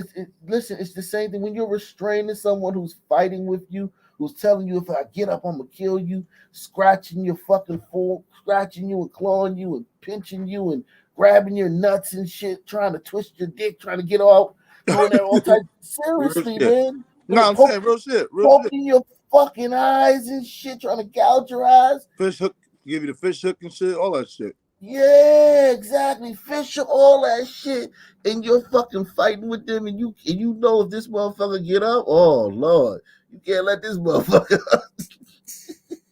Yeah, you might have to kill that motherfucker. Yeah, that'd be the only option for him. Yeah, man. This is not gonna work. They got all black people. Oh. The Community Response Team, or CRT, is trained to calm chaotic situations like Angelo Quinto's rather than suppress them by force. Had that been done, and had he been just kept in a calm state and people would have spoken to him, I think he'd be alive today. People are fucking idiots, man. Did you see the coroner's report on that? What? Coroner said he died from excited delirium. He was hopped up on. Hold on, let me. I'm gonna play the video next, man. Operating in the city since February, and the company's CEO estimates they have relieved police of about 30% of their calls. The police, once they realized that we were actually really easy to work with and a real professional organization, I think that they've been really excited, and so have we. We embrace them. We need their help and assistance as well, and so this is a joint effort for sure. It is too bad that sometimes things have to get really bad before they get better. We tend to ignore problems all too often. Things are so polarized that it's difficult to exert change because people take sides. This is not about taking sides. It's about finding the appropriate tools to preserve people's civil rights, human rights. Now, what if I want to commit suicide by cop, right? But the call comes in a manner that it seems like it's a small call. You know what I'm saying? Like it's not a big call. So they call the community crisis team. Hey man, this guy's just over there acting like a jackass. Go handle it. But in my mind, I'm thinking the cops is coming and I'm gonna get them to kill me. I'm gonna wave a gun and all this shit and shoot at them so they can kill me. But then these fucking people in purple shirts show up. God, dog. That would be disappointing. That's what. Yeah, because suicide by cop is a common thing. It's very common, man. For people's civil rights, human rights, in a way that just makes sense for the community. Antioch is the first city in Contra Costa County to have a non-police crisis response team. But with the epidemic of mental illness facing the Bay Area and the country, it will likely not be the last. So John also tells us the crisis response team is dispatched through the normal 911 emergency call system. And again, they're only sent to non-violent, non-life-threatening situations. Who's from New York? Who's from New York in here? There is a manhunt happening. Remember those guys from New York with the red hats and shit, them red berets? The Angels. Yeah, Not the Angels. Hey, them dudes used to be in my city, right? Trying to do this shit. And them young bulls used to run them. I swear to God, used to run them out the city every single time. Like, get the fuck. They used to beat them up, run them off the train, all type of crazy shit. They used to try to come and stop like little beefs and shit. That shit was like a joke. That shit was a joke. You remember their phone? It was something Angels, right? Yeah, Guardian Angels. Guardian Angels. Yeah. They Yeah. had them in DC, didn't they? They had them in DC. They tried that. I've never seen one. I ain't never really seen them. I just heard about them. Yeah, they came to Boston deep. They're from New York. They try to be like on some, we're gonna stop the violence in Boston. Like it was like a few years ago and shit. And them young bulls run them boys out of here. Yeah, it don't work. It worked in the 80s. It's a different time, man. It's a different time now. Kids don't have respect now. There got to be a modicum of respect for that shit to work. You know what I'm saying? Like you it's can't gotta have be this, a deep. Yeah. Hell yeah. Ain't no respect. No guidance and shit. No discipline. None of that shit. Yeah, these people did this. Other news tonight, the Contra Costa County District Attorney's decision not to criminally charge Antioch police officers in the 2020 death of Angelo Quinto will not be the end of the story. The family has maintained officer misconduct resulted in Quinto's death. Now, at the family's request, State Attorney General Rob Bonta has agreed to review this case. Crown 4's Dan Kerman reports that is welcome news for the family. I was a witness. I was there. The mother of the late Angelo Quinto said Contra Costa County's district attorney is now part of a cover-up since she chose not to prosecute Antioch police officers for her son's death back in 2020. I do not understand how Deanna Beckton closed the case without looking at all the evidence. Police were called to the family home because Quinto was experiencing a mental health crisis. At issue, whether the restraint used by police crossed the line and caused Quinto's death. Obviously, something happened with these officers because he was breathing. He was with his mom. She was holding him. There was no loss of oxygen. That didn't happen. But within 5 minutes, he was dead. And So the mom didn't feel safe either. Think about this. Listen to this, y'all. His mama didn't feel safe with him. She thought he was gonna fucking start whooping her ass, so she called the police. he was in contact, mainly brain dead. He was actually being held by the police down on the floor in various kinds of positions. So in our view, this case, as I indicated, is clearly a case where criminal charges should have been brought, and it should have been brought either in a manslaughter, voluntary manslaughter, and involuntary manslaughter. Attorneys for the family say the evidence points to police misconduct, but the district attorney not only chose to ignore it, but suggested illegal drugs, including fentanyl, played a role in his death, even though medical reports show that not to be true. The DA needs to be able to George Floyd explain effect. how they ignored all the evidence of asphyxiation. Now the family has asked Attorney General Rob Bonta to review the matter, and he has agreed. I know the truth will prevail. Goddamn, Monbrito started to get annoyed at some people, man. Like y'all doing some shit, y'all I'm doing trying to all, run with this shit. hey, I get annoying, man. God, Have dog. the evidence. Attorneys for the family say they expect the Attorney General's review to take anywhere from 4 to 6 months. At the State Building in Oakland, Dan Kerman, Crown 4 News. A ruling today on what caused the death of an East Bay man after a struggle with police. The family, though, doesn't believe it, and their attorney went as far as to call it junk science. And that's what's so shocking about it. Even the doctor recognizes that in some circles it is junk science, but yet he then uses it as a basis to say it's the cause of death here. My man got a weave, man. My man got that yak in his hair, man. He got a piece. My man got a piece. God damn, man. All right, man. Let's see what else going on in the stand, man. Hey, you said you had something in DC? Yeah, I did. It's God damn, it's so much shit, man. It's so much shit here. Here you go. Right? I heard like bang, bang, bang, bang, very loud.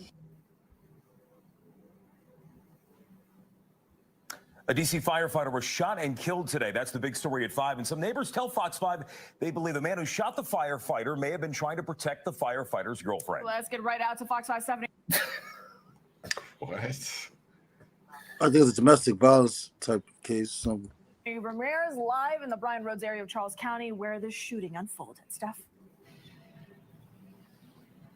Marina, Jim unfolded very early here. Now, I want to be very clear. Charles County Sheriff's Office tells us that they did receive a lot of these statements and witness accounts from the neighbors here who either heard the gunshots or who came out afterward, but they are not confirming many of those details just yet, telling us that they are still vetting those statements. It was actually the D.C. Fire Department that first confirmed that their member was the man shot and killed here. We're told an 8-year veteran of the department, Carl Braxton, we're told he served at Engine 22 in Shepherd Park. Now, the Charles County Sheriff's Office did say that their office responded at around 3:30 this morning. Multiple neighbors said they heard up to 6 gunshots and that it's their understanding one neighbor was out walking his dog early when he came across a possible domestic violence situation. He allegedly tried to intervene to help the woman involved and end up shooting the man now identified as the DC firefighter killed. That firefighter's family was on scene here also looking for answers. Here's an uncle we spoke with. You'll also hear afterward a neighbor here. Loved his job, loved his family, loved his kids. We don't really know actually what happened. It's a tragedy, and my nephew gone. What I can hear from my window is maybe my neighbor could have been possibly trying to intervene with the domestic dispute, and the guy that got shot, I possibly said, "I'll, mind your MF business, or I'll kill you and your dog." This is very upsetting. Ooh, yeah, that's Sounds why you about never. right. Yeah, you call the crisis team, man. Right, call social workers. It's some man arguing with his girlfriend. It's nothing big. It's just out here in a nice little gated community. He's a firefighter. Send the crisis team. It's not a high risk situation. And, one of the neighbors involved, I do know him, and he's a good person. He, helps people with the lawns around here. Very friendly, very nice guy. I'm so sorry that this has happened for both families because it's traumatic for everyone involved. That neighbor, the woman said she knows there is the dog owner here. Charles County State's Attorney's Office, they have not confirmed yet whether they plan on charging the shooter. We're told that person is cooperating with authorities. DC Fire, the fire chief, issued a statement. They said that they are going to have support for the firefighters' colleagues going through this difficult time. The fire department offering their condolences. We're told the firefighter leaves behind 2 sons. Guys, back to you. Wow. That's sad, yeah. Yeah. This is a good story. We'll do a good story. About the man who jumped in to save a baby, rolling towards traffic in a stroller, was leaving a job interview. His heroics were caught on camera. This woman was unloading her car. Her great-nephew's stroller starts rolling backwards towards a busy street. She's on the ground because she tried to catch it but kept tripping on her own feet. And that's when Ron Nessman jumped into action. You on mute, This is annoying watching this lady keep falling down, man. It really I ain't gonna is, lie, man. Yeah, I seen some world stuff. She's bugging. She it's like, yo, what the fuck is yo, man? Come on, man. This shit is ridiculous. Was that really her child? No, this is her great nephew. Your great nephew or some shit like that. His heroics were caught on camera. This woman was unloading her car. Her great-nephew's stroller starts rolling backwards. Yo, I would never let her. Yo, I wouldn't let her hold my groceries. She couldn't even hold my groceries. I wouldn't let her hold my hand. Fuck that. No, this girl's watching somebody else's kid, man. Is she? Nah, man, come on, man. You gotta It get don't on it. even look real, man. Yeah. It don't even look real. So, like, it looked like a comedy sketch or some shit like that. It's crazy. Heroics Yeah, were like some caught on Benny camera. Hill This shit. woman was unloading her car. Her great nephew's stroller starts rolling backwards towards a busy street. She's on the ground because she tried to catch it but kept tripping on her own feet. And that's when Ron Nessman jumped into action, stopping the stroller seconds before hitting traffic. And then somebody finally helps her off the ground. Ron is here live this morning. Ron, I am sure you are humbled by all of the attention, so I'm going to try not to make you blush. But you were just leaving a job interview. You were in a suit and you see a stroller. So it's just like simple. You got to do something, right? Yeah, I reacted before I even thought about it, and it's fortunate everything worked out, the way it did. Everything worked out. I was just leaving Applebee's. Okay. I was just leaving Applebee's, and I believe it or not, I got the job. Woo! Go! Yeah. I bet you did. All right. Well, congratulations. I'm sure you hugged the woman who was tripping and falling and trying to. I'm sure she was just out of breath and just so sad, thinking, "Oh my God, the baby's just feet from me, and I can't get up fast enough." So, what was that moment like? Seeing the family? It was terrible. It was terrible to see the lady struggling. And just she was so traumatized when I got to her at the time. She was just like she was beside herself. I didn't know what to do. That's why I gave her a hug. Like if you see the video, you'll see me catch the stroller, and I'm trying to assure her that it's going to be all right. And she was still just emotionally tore up. Oh, and so I would be too. I gave her, and I tried to console her a little bit, but she's still probably traumatized from it. It was a very, very scary event for her. Well, those cars are moving so fast. And really, if you watch the video, you were quite a ways away and had to really pick up the speed and run to catch that stroller before it went into traffic. Just in the nick of time, you were there to save that baby. But I want to talk about your story. You are an inspiration. I have family that has been homeless. You've been homeless. I've stayed with family. I get it. You were staying with your sister, and we're looking to really change your life. You were actually having this moment of, I got to pull myself up, right? Yeah. I get to see my family. I saw my family. They were crying. I hadn't seen them in a while. And they're like, they worry about me on the street. And my sister said I could stay with her. And it was just time to do something different. I lost a girlfriend in 2018. I downgraded my license from an A to a C because I was in no condition to drive. And I just gave up, basically. And I went on the street and became homeless. And, this glider voluntarily downgraded his license. He's like that lady, on Alaska and shit, the black girl that downgraded from the nice neighborhood to the yeah. It's like, son would never do that. Son would never voluntarily downgrade their license because they're in no condition to drive. I didn't even know that was an option. You just go down to the DMV. Hey, yeah, I'm not in any condition to drive. Can you want to take my license down to Yeah. Like, we get our license suspended. That's the way how we do our shit. Never do. Like that's not even in my lexicon of thinking. Gliders are different, man. Even if this is a trashy glider, man. It's just different. Yeah, I know. This is bottom of the barrel glider. Yeah, my man wore a suit to get a job at Applebee's. No bullshit. That's the last thing I thought she was gonna say. Like he was coming from Applebee's. I was like, oh, okay. And my sister said I could stay with her, and it was just time to do something different. I lost a girlfriend in 2018. I downgraded my license from an A to a C because I was in no condition to drive. And I just gave up, basically. And I went on the street and became homeless. And, almost 5 years later, I started to work myself through it a little bit. And, my family's everything to me. Just when I seen that little baby in a stroller, because I got a great nephew that's age, he's that age. And I couldn't, everything came together. So it's coming together for me so perfect today, Yeah, well, you still, I got provided work hope. to do. Hey, thank you very much. And everyone around me's helped me. Hey, can I address something? If you guys see a GoFundMe page, I don't ask people for money. I'll work for everything I get.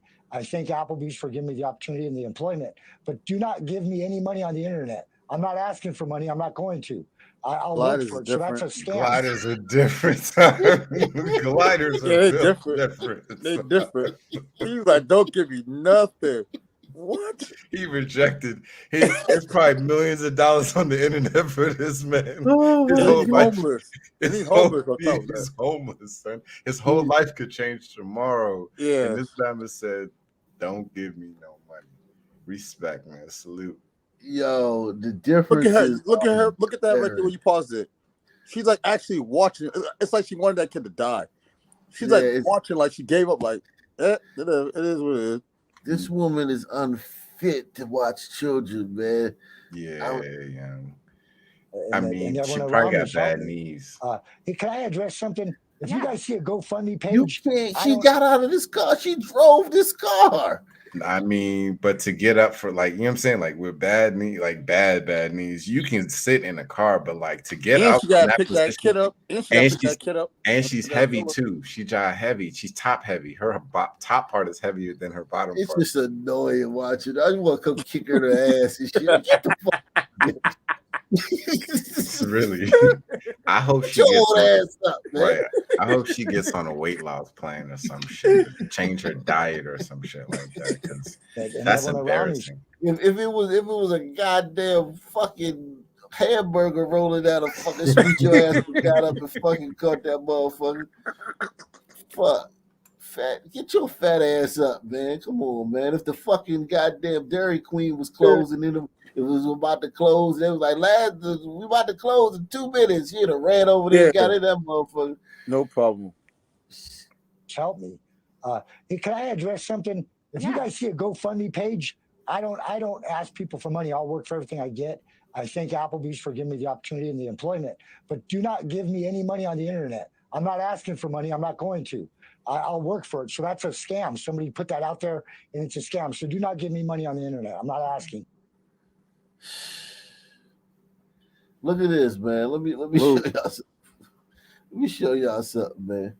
Y'all remember that fucking black kid that got shot in the arm and grazed in the head and got out the hospital in 3 days? Oh, because he $3 million went to the man. wrong. You're talking about the $3 million boy.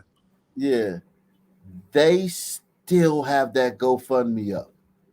Damn, They're 3.5. still accepting money. Golly. 20 people just donated. They're still accepting money. The goal was 2.5. How do you come up with the $2.5 million goal? The average goal for GoFundMe's, I looked it up, is $2,000. Yeah. That's the average goal. They asked for 2.5 million for somebody who was out of the hospital in 3 days. Oh man, I can't with these people. Hey, so they're still accepting donations. That's crazy. I would They have don't need the money though. Here's the thing: all his family, they're all doctors and shit. You see, he has a saxophone. You know what I'm saying? That's expensive. Oh yeah, that was the African. He African or something. Yeah, right? exactly. That's Africans. an expensive little instrument right there. They come from a very wealthy family. But here's the thing: it'll be one. Okay, you got your $2.5 million goal. The shit happened like 2-3 weeks ago. You need the money, right? Well, take it out, right? You need the money. Stop it and take it out. And use it for what you need it so much for, right? They like, nah, we just gonna let it. We gonna milk this shit. Let these dumbass people keep donating. They probably And gonna stop 20 at 5. people just donated.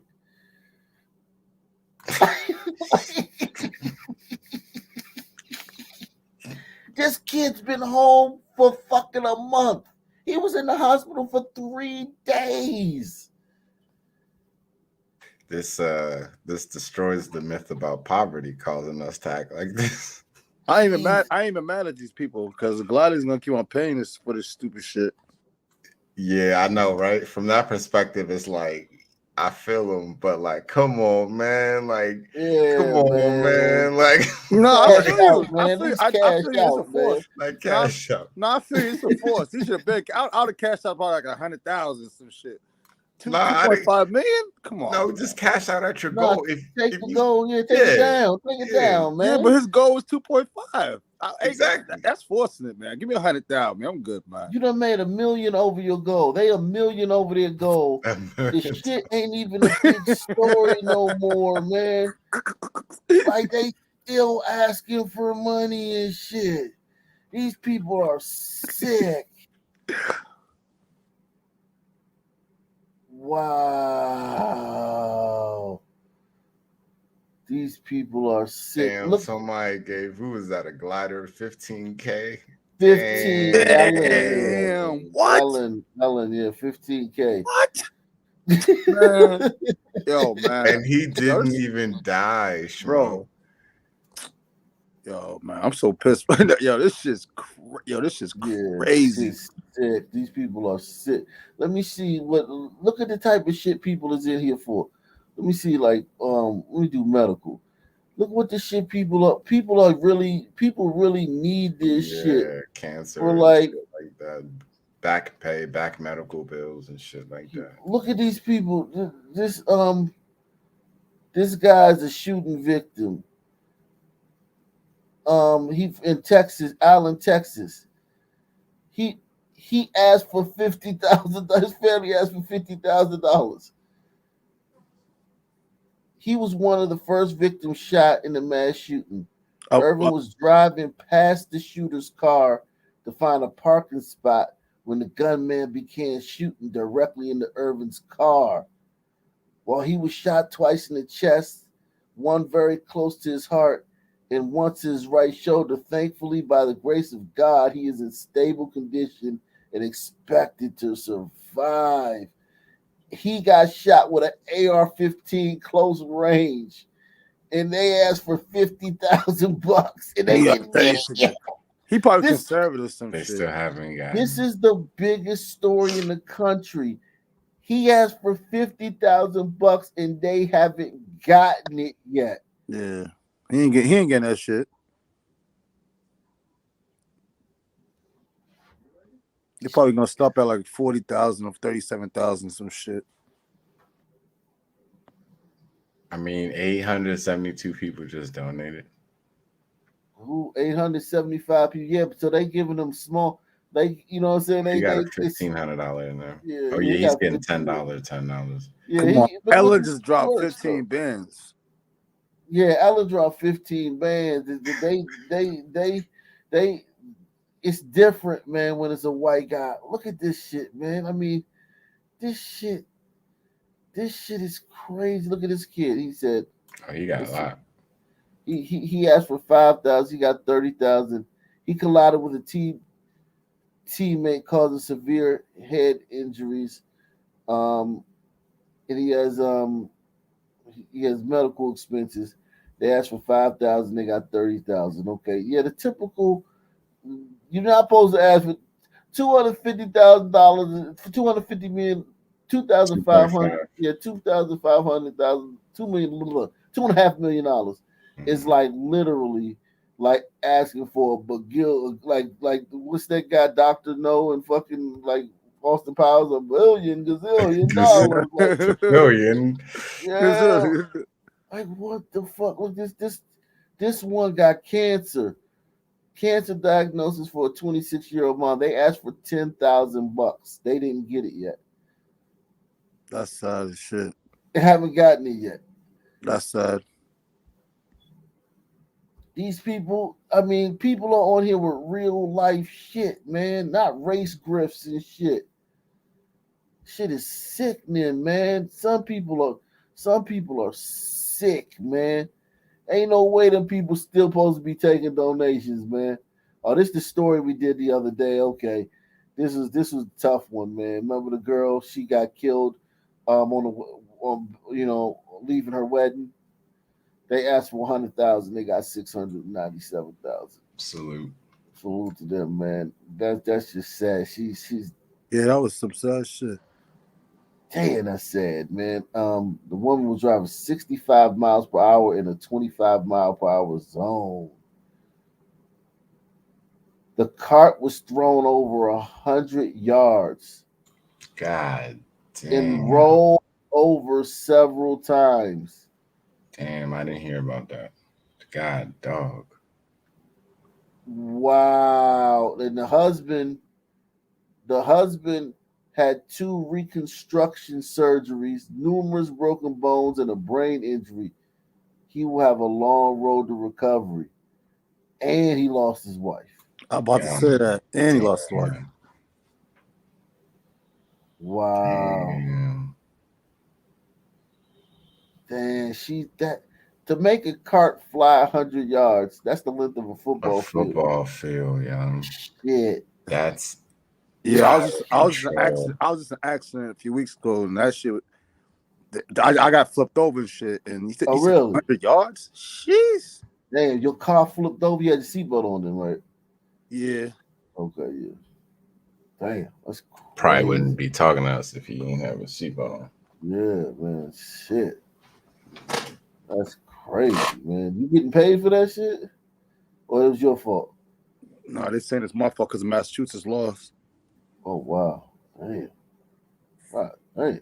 That's crazy. Wow.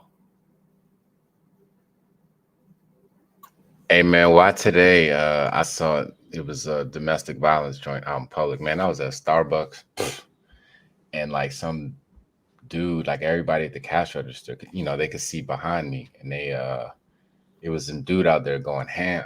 He wasn't going ham, but he definitely, I don't know, he was doing something to his baby mother. And first of all, anybody listening, don't get involved with this shit.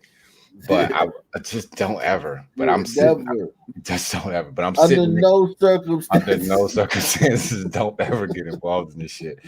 But I'm sitting next to. I had happened to spark a conversation with a dude next to me. He was thorough, so I knew he wasn't gonna let that shit fly. So we both went out there, right? And here's the thing that people don't understand, like. We always want to be a hero and be like, oh, the dude is automatically wrong for hitting. But like, you don't know what she did to him and or his kids.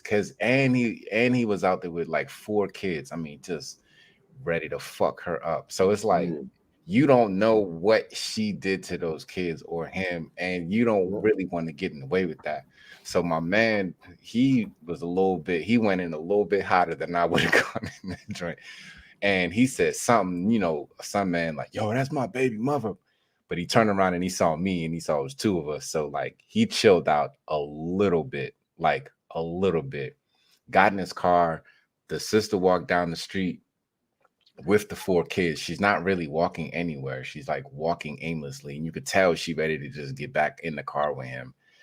I don't know. Some lady came and picked them up. This Bama drove up to the lady's car, opened the joint, yanked his baby mother out, yanked the 4 kids out, threw them in his car, and drove the fuck off. And it was wild as shit. And it's like it's nothing you could do. Like I know it's like people want to be good Samaritans and stuff, but like for those situations. And it's funny because I live in a quote unquote over policed area, man. They were nowhere around, nowhere near. And this went on for a few minutes, man. Yeah. Don't worry about it, man. Now y'all about to get the counselor team to come through and shit. Yeah. CRT. The CRT, right?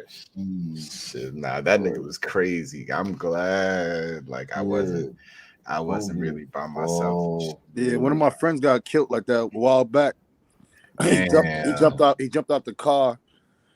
Him and his bro jumped out the car, and they seemed like a domestic situation. His bro told him, you know what I mean, because he was that type, like he didn't like to see that type of shit.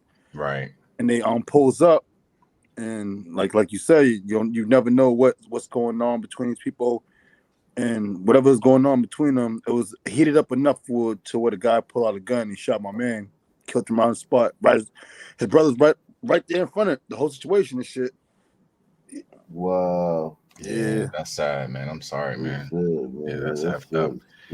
Yeah, you don't want like when a dude is upset with his child's mother, like you don't want that smoke, man. No, you don't want that. And like I got my children's mothers, they not even bad, but like still, like if I'm upset at them, like I don't want nobody to try to calm me down. Yeah, I don't want nobody, no stranger. Yeah, no stranger getting in my Coming business up with and them. just like, yo, And back up. I got the good ones. You could tell he was with a straight Southeast shawty, Dracula, young. Like, so you don't know what he probably did with yeah. them children. Yeah, that set He him probably off. don't even know if they all his and shit. Like, It was 4 of them. man. Shit, like, Damn, yeah, man. it's scary out here. Yeah, it is, man. Let me see some more of this fucking. This lady, man, get her the fuck off the screen with her. Yeah, asshole out of shit. So, You're the motherfucker there. Get your ass up, bitch. Yeah, poor lady, man. Poor lady. There is a manhunt happening right now in Fond du Lac County. Police are searching for 2 teenagers wanted in connection to a deadly shooting. And police say 1 woman is dead, 2 men are hurt. Aaron Maben joining us now in the newsroom with this new information. Yeah, good morning, you all. A lot happening in Fond du Lac. Officers in Fond du Lac continue to canvass the area near the shooting, piecing together what exactly caused the gunfire. Not long ago, police shared this wanted poster on social media, and officers say they are looking for 17-year-old Antonio Johnston and 14-year-old Paris Larry Jr. Police are calling them persons of interest. The ongoing manhunt is connected to a shooting near the Maplewood Commons apartment complex. A 20-year-old woman is dead and 2 men are recovering in the hospital. Overnight, the assistant police chief talked about the urgent search. The suspects still remain at large. We'll continue to search for the suspects, and we'll be sure to when they're located, bring them into custody and bring justice to the victims and the families. And in that news conference, the assistant chief stressed that it is not clear why this shooting happened or how exactly the victims knew the shooters. If you live near the Fond du Lac County Fairgrounds, police want you to look at your cameras for suspicious activity. And I did call the lead detective on this case. I'm hoping to get an update for you at 6:30. In the newsroom, Aaron Maben, Fox 6 News. Nicola? Aaron, all right, also tonight, a caregiver facing charges after police say she attacked an 81-year-old woman inside her home. This all happened last week on Berkshire Road, just off Jefferson and Grosse Pointe. Do you even have to ask what the race of the person is when you get attacked an 81-year-old woman? Nah. Yeah, shout out to Troy Polonius, man. I don't know how much. Somebody give me that woman's name. Drop the woman's name who got killed going up in the wrong driveway in New York. So I can type it in GoFundMe and see if I can find her name. See if she's in there. Park Pamela Osborne is live at the Grosse Pointe Police Department with more on this really disturbing case, Pamela.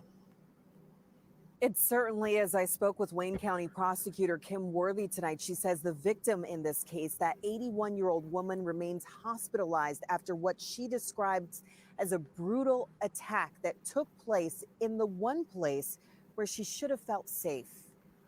This case represents to me just the hugest, if that's a word, violation of trust and betrayal. That betrayal described by Wayne County Prosecutor Kim Worthy happened here along Berkshire Street in Grosse Pointe Park on May 5th. In the early hours of that morning, the victim, an 81-year-old woman, was hit in the head with a gun and robbed by someone she trusted.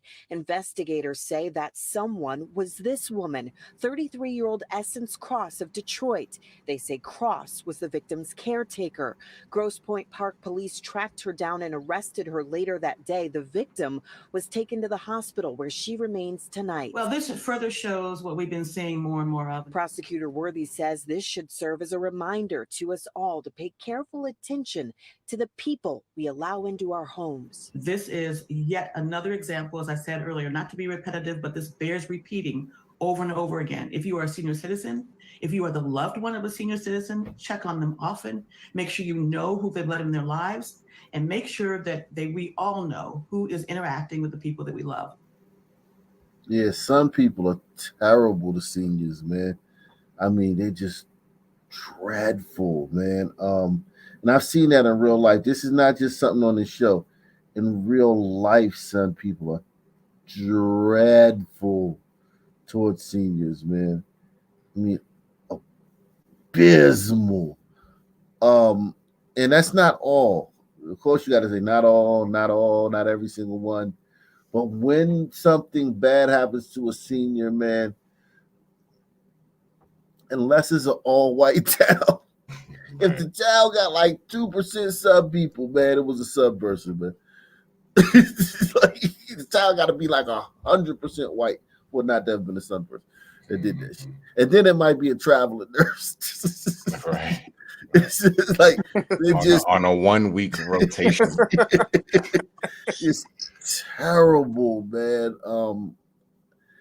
Yeah, I've seen it with my own eyes too, man. Like in real life, man. It just is what it is. It's like I said, it is.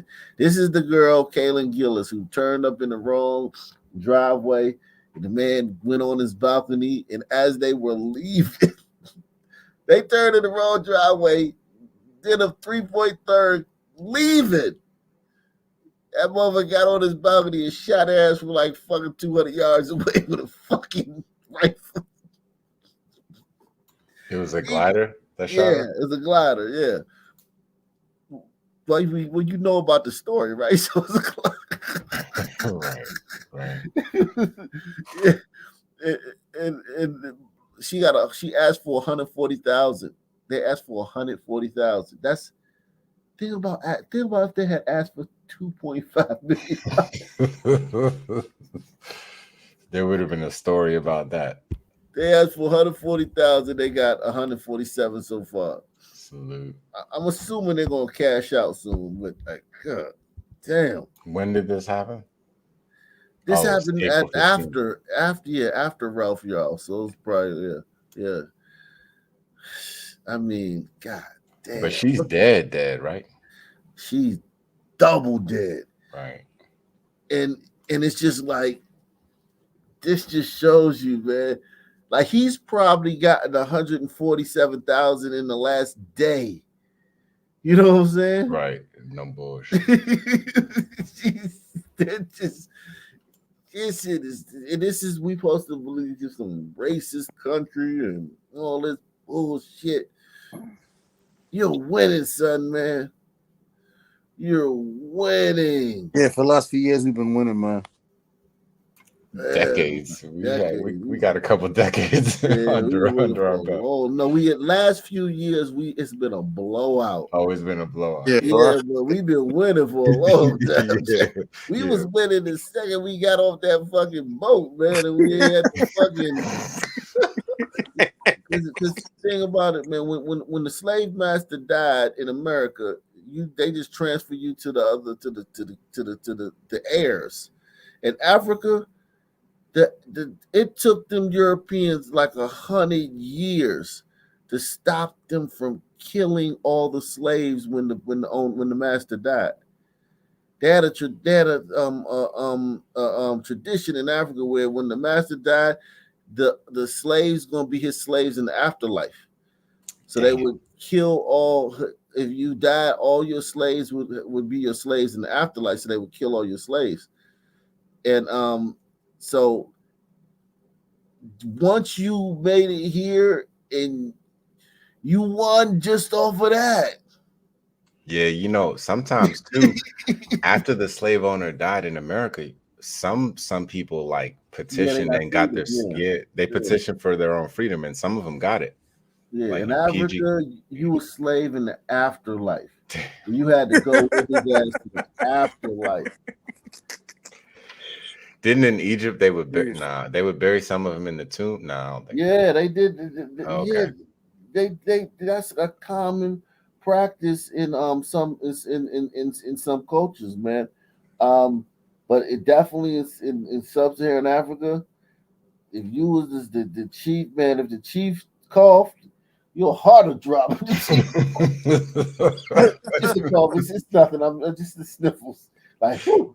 like Yeah. Like we all died today, nigga. Fuck. Right. Factoids, man. Man. It's serious shit, man. You won the second you got off that fucking boat, my G. Cross was arraigned today on multiple charges, including assault with intent to murder, as well as robbery and multiple gun charges. She was due back in court, later this month. The judge setting her bond at $2 million. Reporting live tonight in front of Grosse Pointe Park Police, I'm Pamela Osborne, Local 4. Okay, Pam, thank you.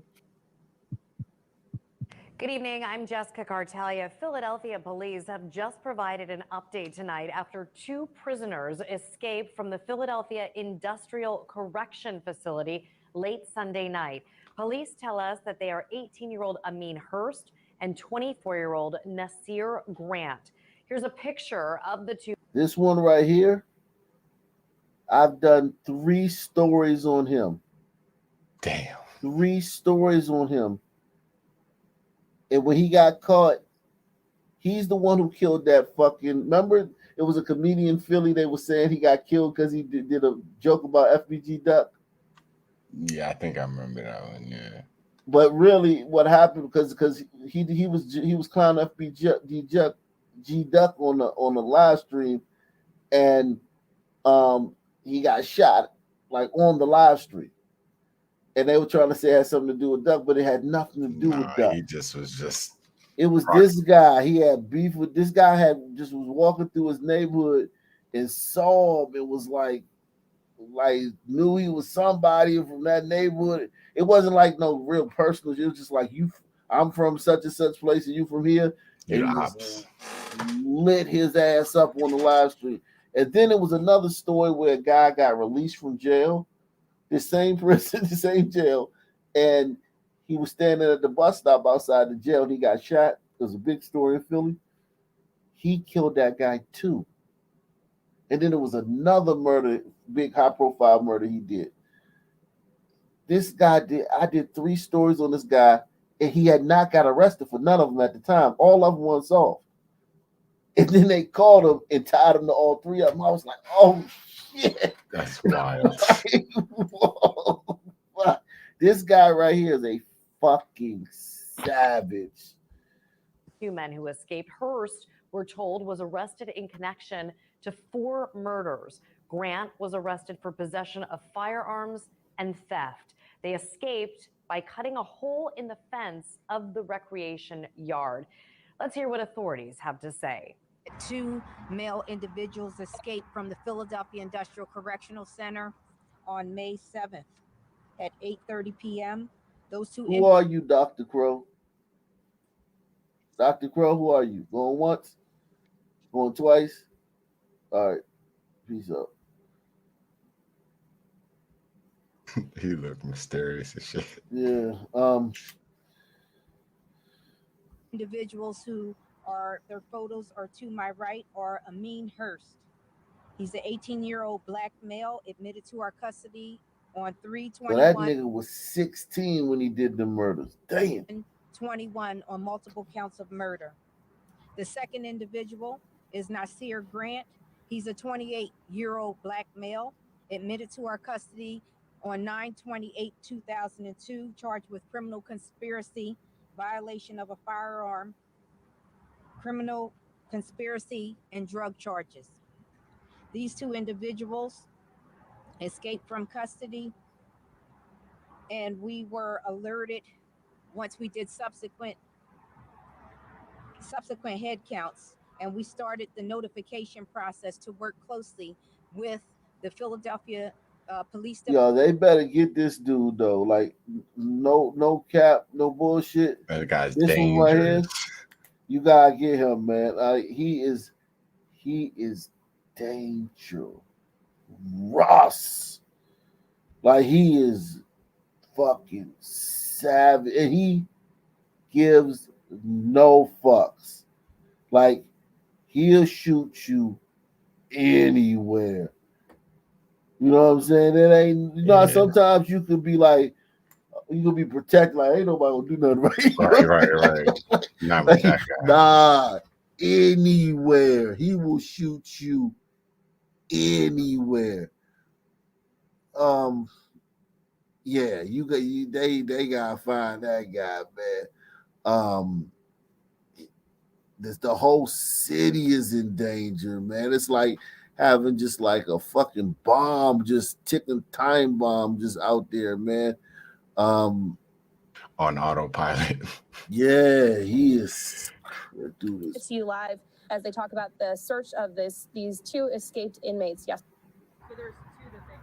There were 3 that they missed: the 11 p.m. head count, the 3 a.m. head count, and the 7 a.m. head count. God damn. Yes.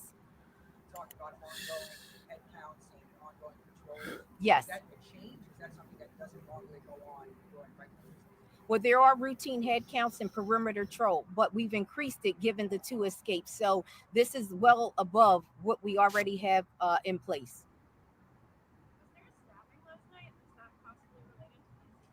It's not related to this.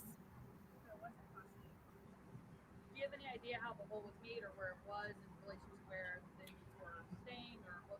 There was a hole cut in the recreation yard where the 2 individuals were housed. They were accounted for. Is that negligence or somebody on the inside aiding in this escape? Based on our investigation, we're going to see what theory will be confirmed, so we'll reserve that for the investigation. And I don't know how this works. If they cut a hole in the fence, if there's no sort of alarm system or something that goes off to alert folks if something like that happens?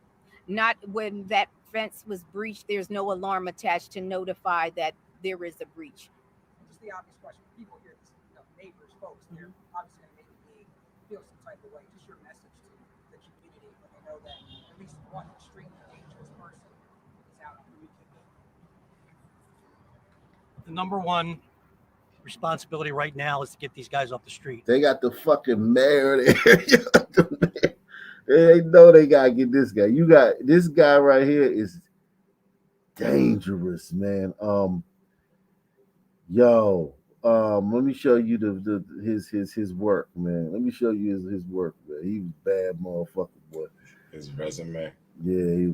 This year's murder count 2 years is ago. closing in on a milestone that we have not reached in 3 decades. In 1990, Philadelphia had 500 killings. 30 years later, we are 8 deaths away from that mark, and there are still 3 days left until the new year. NBC 10's Brandon Hudson is joining us from police headquarters. Brandon, you spoke with city leaders who grew up in Philly and are working on solutions.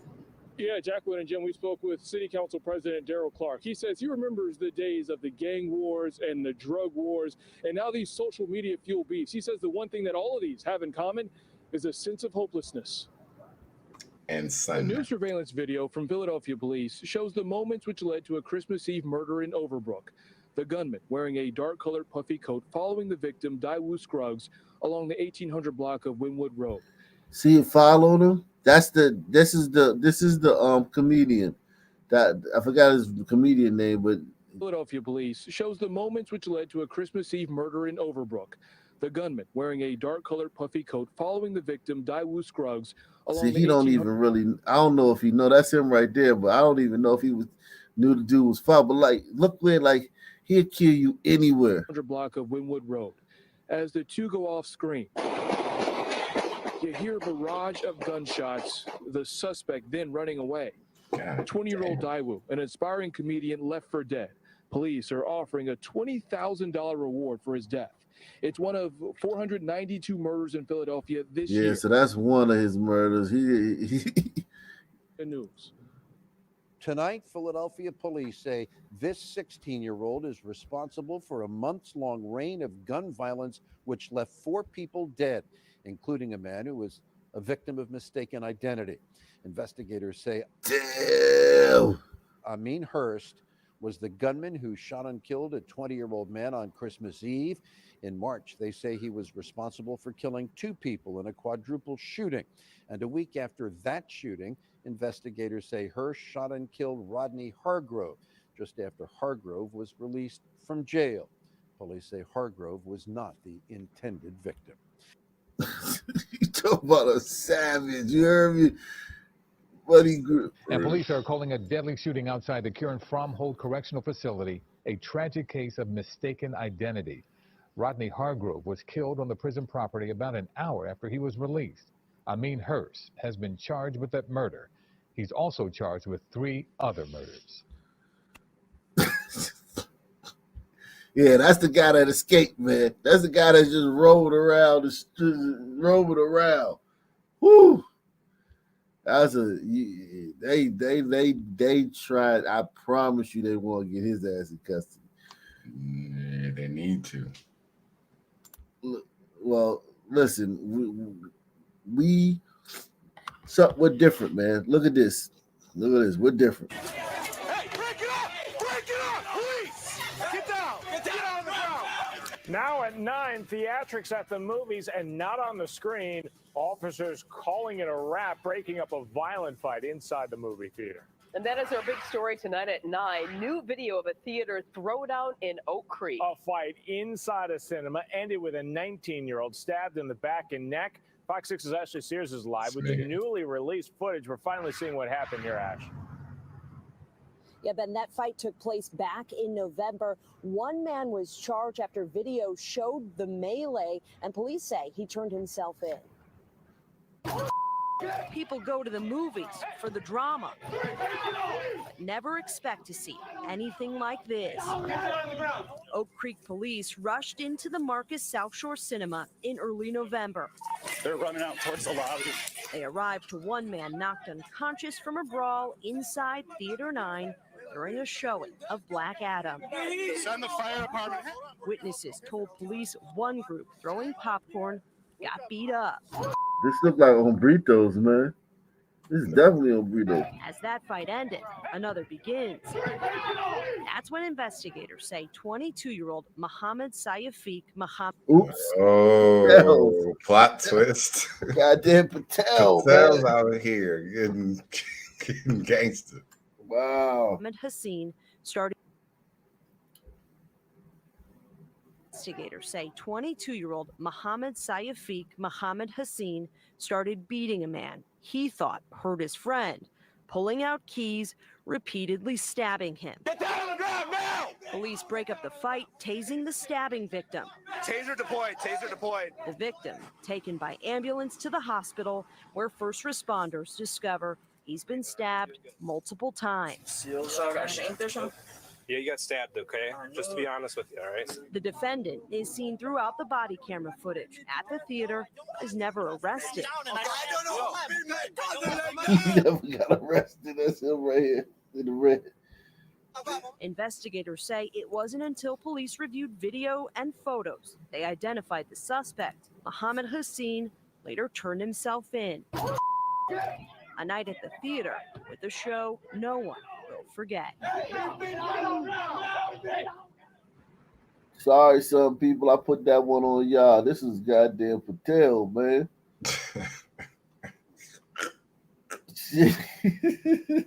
Finally, God.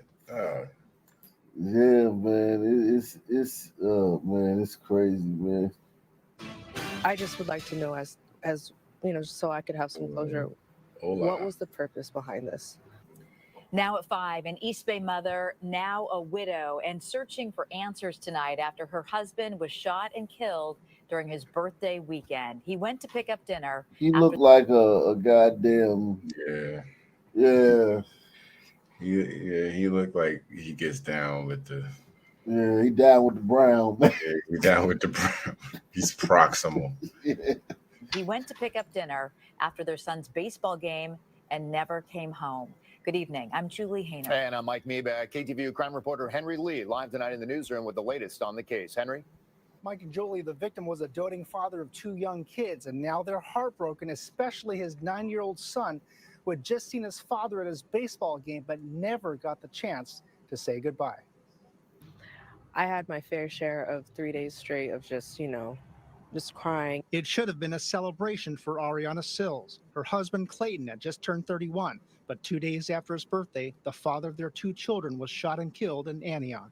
I'm doing the best I can not to fold for my kids. My kids are taking it hard, but more than anything, my son, he's not eating. He's sleeping throughout the day. He's not talking to anyone. On the night of May 1st, her husband left their 9-year-old son's baseball game as it was ending, saying he planned to pick up a pizza, but he never returned. She tracked his location to the 7-Eleven on Hillcrest and drove over with her kids. They were shocked to find it blocked off and surrounded by police. Both my kids saw my husband's car with the doors open, in a yellow bag over. So they saw everything. There was no trying to hide it. Antioch police say the confrontation likely occurred inside his Toyota Avalon, possibly outside a nearby restaurant or gas station. The victim ended up driving across Hillcrest and crashing at the 7-Eleven gas station. Police say 2 men ran from his car. You know, it's unfortunate. There's no question about it. And what do you think happened there, man? That was failed carjacking. I'm going to get a pizza. That could be going to get score some weed or something. Yeah, it's par for the course. And buying weed from Sunbed, man, is dangerous. Man. Dangerous. Especially if you're a glider, man. Yeah. I ain't never really had no problem buying weed from Sunbed. Right, me neither. But yeah, if I was a glider, you a glider, man. like I've gone to cities that I ain't even from, and I ain't even had no problem. But if I was a glider, yikes. Yeah, I'm only buying from other gliders. Yeah, no bullshit. Yeah, man. Wow. 2 men ran from his car. you know, it's unfortunate. There's no question about it. And you know, one violent crime is one too many, in my opinion. Antioch Police Chief Stephen Ford tells me no arrests have been made. A motive isn't known. That investigation is being carried out in the most diligent of ways. Our investigative team is still top notch. They're working hard. Now the family is struggling. Yeah, he could have been slanging too. He could have had a sale. Somebody hit him on the cell phone. Meet me over here. Right. I'm trying to get an ounce. All right, I'll be there in a minute. Right. White boy thinking hey, listen, man, you know what I'm saying? I grew up around blacks because you got a lot of them in the Bay. He from the Bay. The Bay, you got a lot of them. Like that's like down, like that's like, you know, like it ain't like DC, you know what I'm saying? Or it's out there, you got a lot of white boys that's like in their culture and shit, and like just blackity black acting and shit. Make sense of their loss. It's hard to grasp. It's unreal. It feels like you're gonna wake up from it. He was ultimately the best father. I mean, he always provided for. He got the red, black, and green. He got that RGB shit on and shit. The Jamaican colored California flag, Joe. Man, you should have had a USA shirt on, my man. For those kids. The two have been a couple ever since they met in Spanish class at Pittsburgh High. She had this message for those who are responsible. It really sucks that you destroyed a family. It sucks for the kids. Nobody ever thinks of the kids. It really sucks. Sons definitely did this shit. It really sucks. I think it more than really sucks, babe. Come on, man. Come on, shit. Hey, man, maybe that's the peak of her vocabulary. It really sucks. Like, what the fuck? Couple ever since they met in Spanish class at Pittsburgh High. She had this message for those who are responsible. It really sucks that you destroyed a family. It sucks for the kids. Nobody ever thinks of the kids. Antioch police say any tip, no matter how small, could lead to a big break in the case. Anyone with information is asked to give them a call. Man, and on that note, man, I'm out of here, man. Peace out, man. All right, peace, everybody.